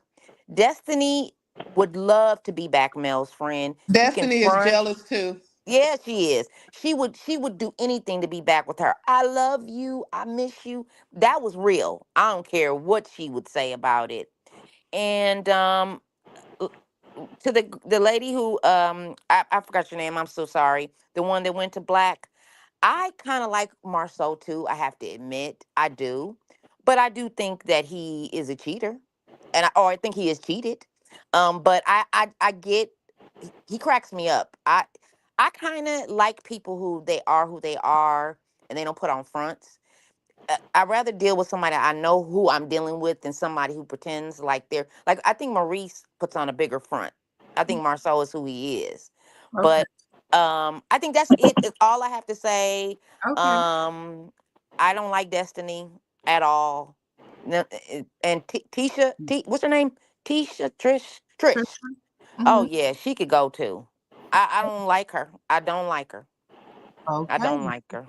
That's it. That's all I got to say, guys. Coming up, Dawn. Thank you. I hope to see you again. Yes. Okay. Hey, Miss Justice, would you like to give us some last words for this episode? Yes, definitely. Thank you for having me up. I really enjoyed it. I stayed in that chat room long as I could, but it was so good. I had to come up and partake. Okay. I want to say that love hides a multitude of sin, and no matter what we think and how they acting or reacting, those women, every one of them, loved those men. Hmm. And see, that's an issue that we fail to remember when we're critiquing them. Why would she do that? Because she loved him. Why was Mel running behind that truck? And Hmm. he's so on. She loved that man. Hmm. See, we can't you can't just because I don't want to be with you, just because you mistreated me, just because you did a tape, that does not negate the fact that in my heart, I love you. Right now, I'm protecting myself. I'm setting boundaries for myself. I'm protecting my image, but that has nothing to do with the heart. And so we got to remember that when we see certain things that just don't fit. Why is she allowing him to sit there and talk to a hotel and not jumping when he called her nothing? She loves him. She loves him. And it doesn't matter whether you come from, as he said, the wrong side of the track, which may be part of the reason why you love him. Because I'm from the wrong side of the track and you love me. When we started, you loved me. And I came from the wrong side of the track. I know because my mama's backyard looked at like a Like a dog to dog. me. And then the other one, uh, roll over and take it. How can she stay with him? She loves him. Remember, she had a son who had a daddy who, from what I heard, had a wife. From what we heard, she waited around 5 to 7 years for him to just say, I do. She loved him. Mel. Mel, we don't know the exact time she heard about this. Before the show ever even got pen to paper, he could have been cheating. We don't know. But one thing we do know, Miss Van say, I didn't want her to marry him, but she did. Why? She loved him. Love hides a multitude of sin. And what we're witnessing is how people learn how to navigate through the love they have for someone who hurts them. Mel just navigated because she had a village, a real one, the one that Dusty was trying to get into. Dusty. That village helped her to climb it. So you can't climb a mountain all by yourself. You're gonna have to have some ropes, some hooks, and a buddy to make it to a high point. And that's what happened for Mel. They don't have that. They don't have that. If you look at them close, where's Kimmy's mom? Where's her dad? Where's her kinfolk? Where's any cousins? Have we seen any cousins? Where's Letitia other than Wanda and her boyfriend and her husband? What do we know? But Mel, we know. Miss Van, the brother's husband, the cousins. You going to jail. You going to jail. See, you got to have help to climb that mountain. Mel had help. So I pity them. Some of them personally I don't like because of what they're showing me. But that I got to keep in mind that that's not necessarily the whole picture, because I don't want them to turn me into being just like them. So we got to stay in our lanes and be, heart conscious ourselves, because if you get to be around something long enough, it can change you. Okay. Good point. I appreciate that, Miss Justice. Okay, we got Tiff, and then we'll go to the last one. Tiff, last words, please. Okay, just real quickly, I understand what the previous commenter was saying about love, but we have to be careful that even we don't romanticize stupidity. I'm sorry, they can love those men or whatever, but if somebody's mistreating you, they're mistreating you. So I don't necessarily want to okay women being stupid in the name of love. With that being said, regarding Marsau, Tisha, and Martell, I don't care. Oh no, Tiff. I'm Your out. mic is shut again. Okay, go ahead. No, I was just gonna say regarding the Martell, Tisha, and Marsau, the last thing, I don't have a dog in that fight. I don't like either one of them. Okay. When Martell was harassing Melody, when he was lying, saying she wasn't doing anything in the bedroom or whatever, his lies changed as to why he was cheating. I mean, as the seasons went on, he had different reasons for cheating. I specifically remember a scene with Tisha saying, well, nothing is going on with my marriage. I'm not lacking in any area in the bedroom. So now that he's going off on her, calling her stupid, her husband's not defending her, I don't care. Like, I don't care that Martell is disrespecting her. If her husband is sitting right there and the only thing he can say is something whack at the end is, I'm better than you. You didn't even defend your wife. You still made it about you at the end of the day. So I don't care anything about that. And I know somebody was saying earlier that Mel was warned, or Melnika didn't say she didn't say she warned Mel. She said there was an incident with Martell. But you have to understand, Martell was, I mean, I'm sorry, Mel was what, in her early 20s at the time. So it's easy to look back and say, oh, she was warned and she probably wouldn't have married Martell, but life happens. I would take her being somewhat naive and Tisha at 50 just being willfully dumb to what their husbands are doing. And I don't think they're dumb. Amen. I think they know it. I just think they don't want to have to face the scrutiny of the viewers and the issues within their marriage, because then they would be forced to leave or stay. Okay. All right, girl. I appreciate you, Miss Tiff. You are welcome back anytime. And then we have Yvette. You are our last panelist to say your piece, honey. What's your Hey, thoughts? okay. Well, Diane, I appreciate you letting me come up too. This is my first time ever coming up on a panel, Oh, and wow. I enjoyed this the whole conversation, and Well, I thank pretty you. much agree with what everybody's saying. Mhm. And I like your channel, Diane, because like one of the other panelists said, you give good commentary, and you're honest, and you let everybody give their opinions. Um, as far as the show, I've been watching the show since season one, Mhm. from the beginning, and I'm still kind of puzzled with the Scots. I mean, we kind of seen Martell and Mel's, their marriage play out on TV, but I'm still confused about the Scots, both sets, because Mhm. they don't really tell their story. I mean, we go by assumptions and what we see and what they say, and we clearly all of the men have cheated. All of them, in my opinion, they all have.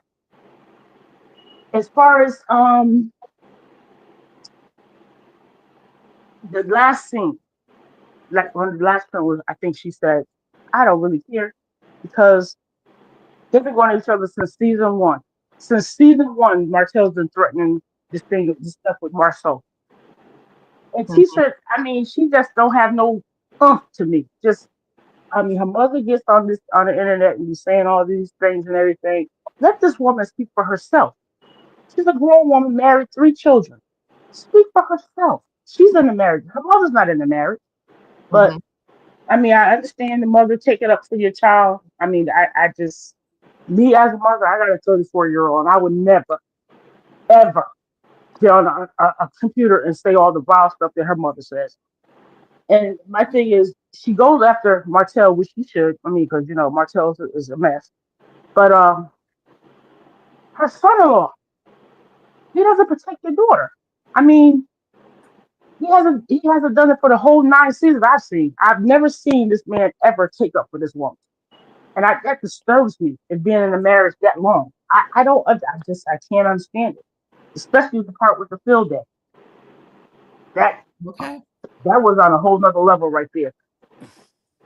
But like I said, I'm going to continue to watch because I really want to see what's going to pan out. And as far as the other cast, as far as Chris, Ken, and Marquez, I'm done with them. I'm tired of that storyline. It doesn't make any sense. Every time Trish opens her mouth, nothing's true. Like you said earlier, Diane, in your commentary, the story changes every single time we talk about this. I don't Mhm. understand what when we're going to get the real, if we ever get the real.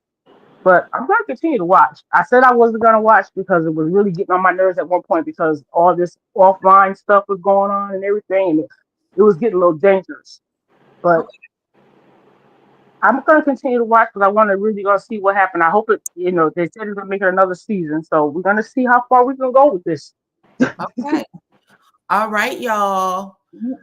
I appreciate you, Miss Yvette. Thank you to all of the panelists that came up today. You guys were amazing. I really appreciated all of your perspectives and opinions. And I know that the chat also appreciated. You guys had some good points. So I'm going to drop you down, okay? And then say goodbye to everybody. Thank you. Okay. Thank All you. right. Bye bye. Thank you. Bye bye. Thank you. Yeah, thank you. Thank you, All okay? right, y'all have a good Sunday. You too. Bye-bye. So listen, y'all. This has been a great panel. Great. I hope y'all had a chance to listen to the review. The review, my personal review, aired before we brought the panel up. And I did want to just hear people's opinions because I know that my review was a little different from last night's discussion. But I will say this. This season 9 for me has been one of the best in a very long time. I think that they are reaching in to bring us some closure to some of the questions that a lot of people have been asking online. I think that is very, very clear.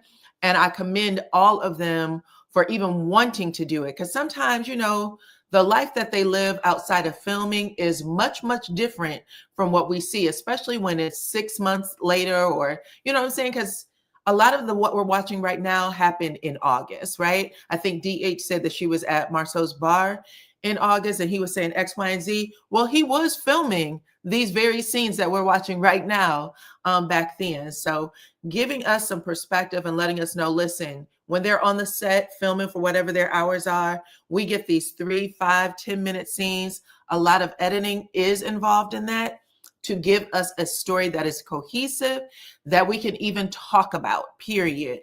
So I do commend them all for even bringing the story to TV, allowing us to scrutinize their lives the way we do, because we don't have the full picture. I appreciate anybody who can listen to all of us talk about them, to listen to us talk about them, and then, move on about their day, child, because it's heavy. It can get pretty heavy. But you guys have been amazing. I appreciate everybody for being respectful in the chat. I appreciate all of my moderators, of course, everybody who came up to speak on the panel, everybody who visited the channel. Make sure that you are following me on all of my platforms at DYANAROZAY. Okay. And that's pretty much it. Thanks y'all for rocking with me. And I will check you on the next one. Bye-bye.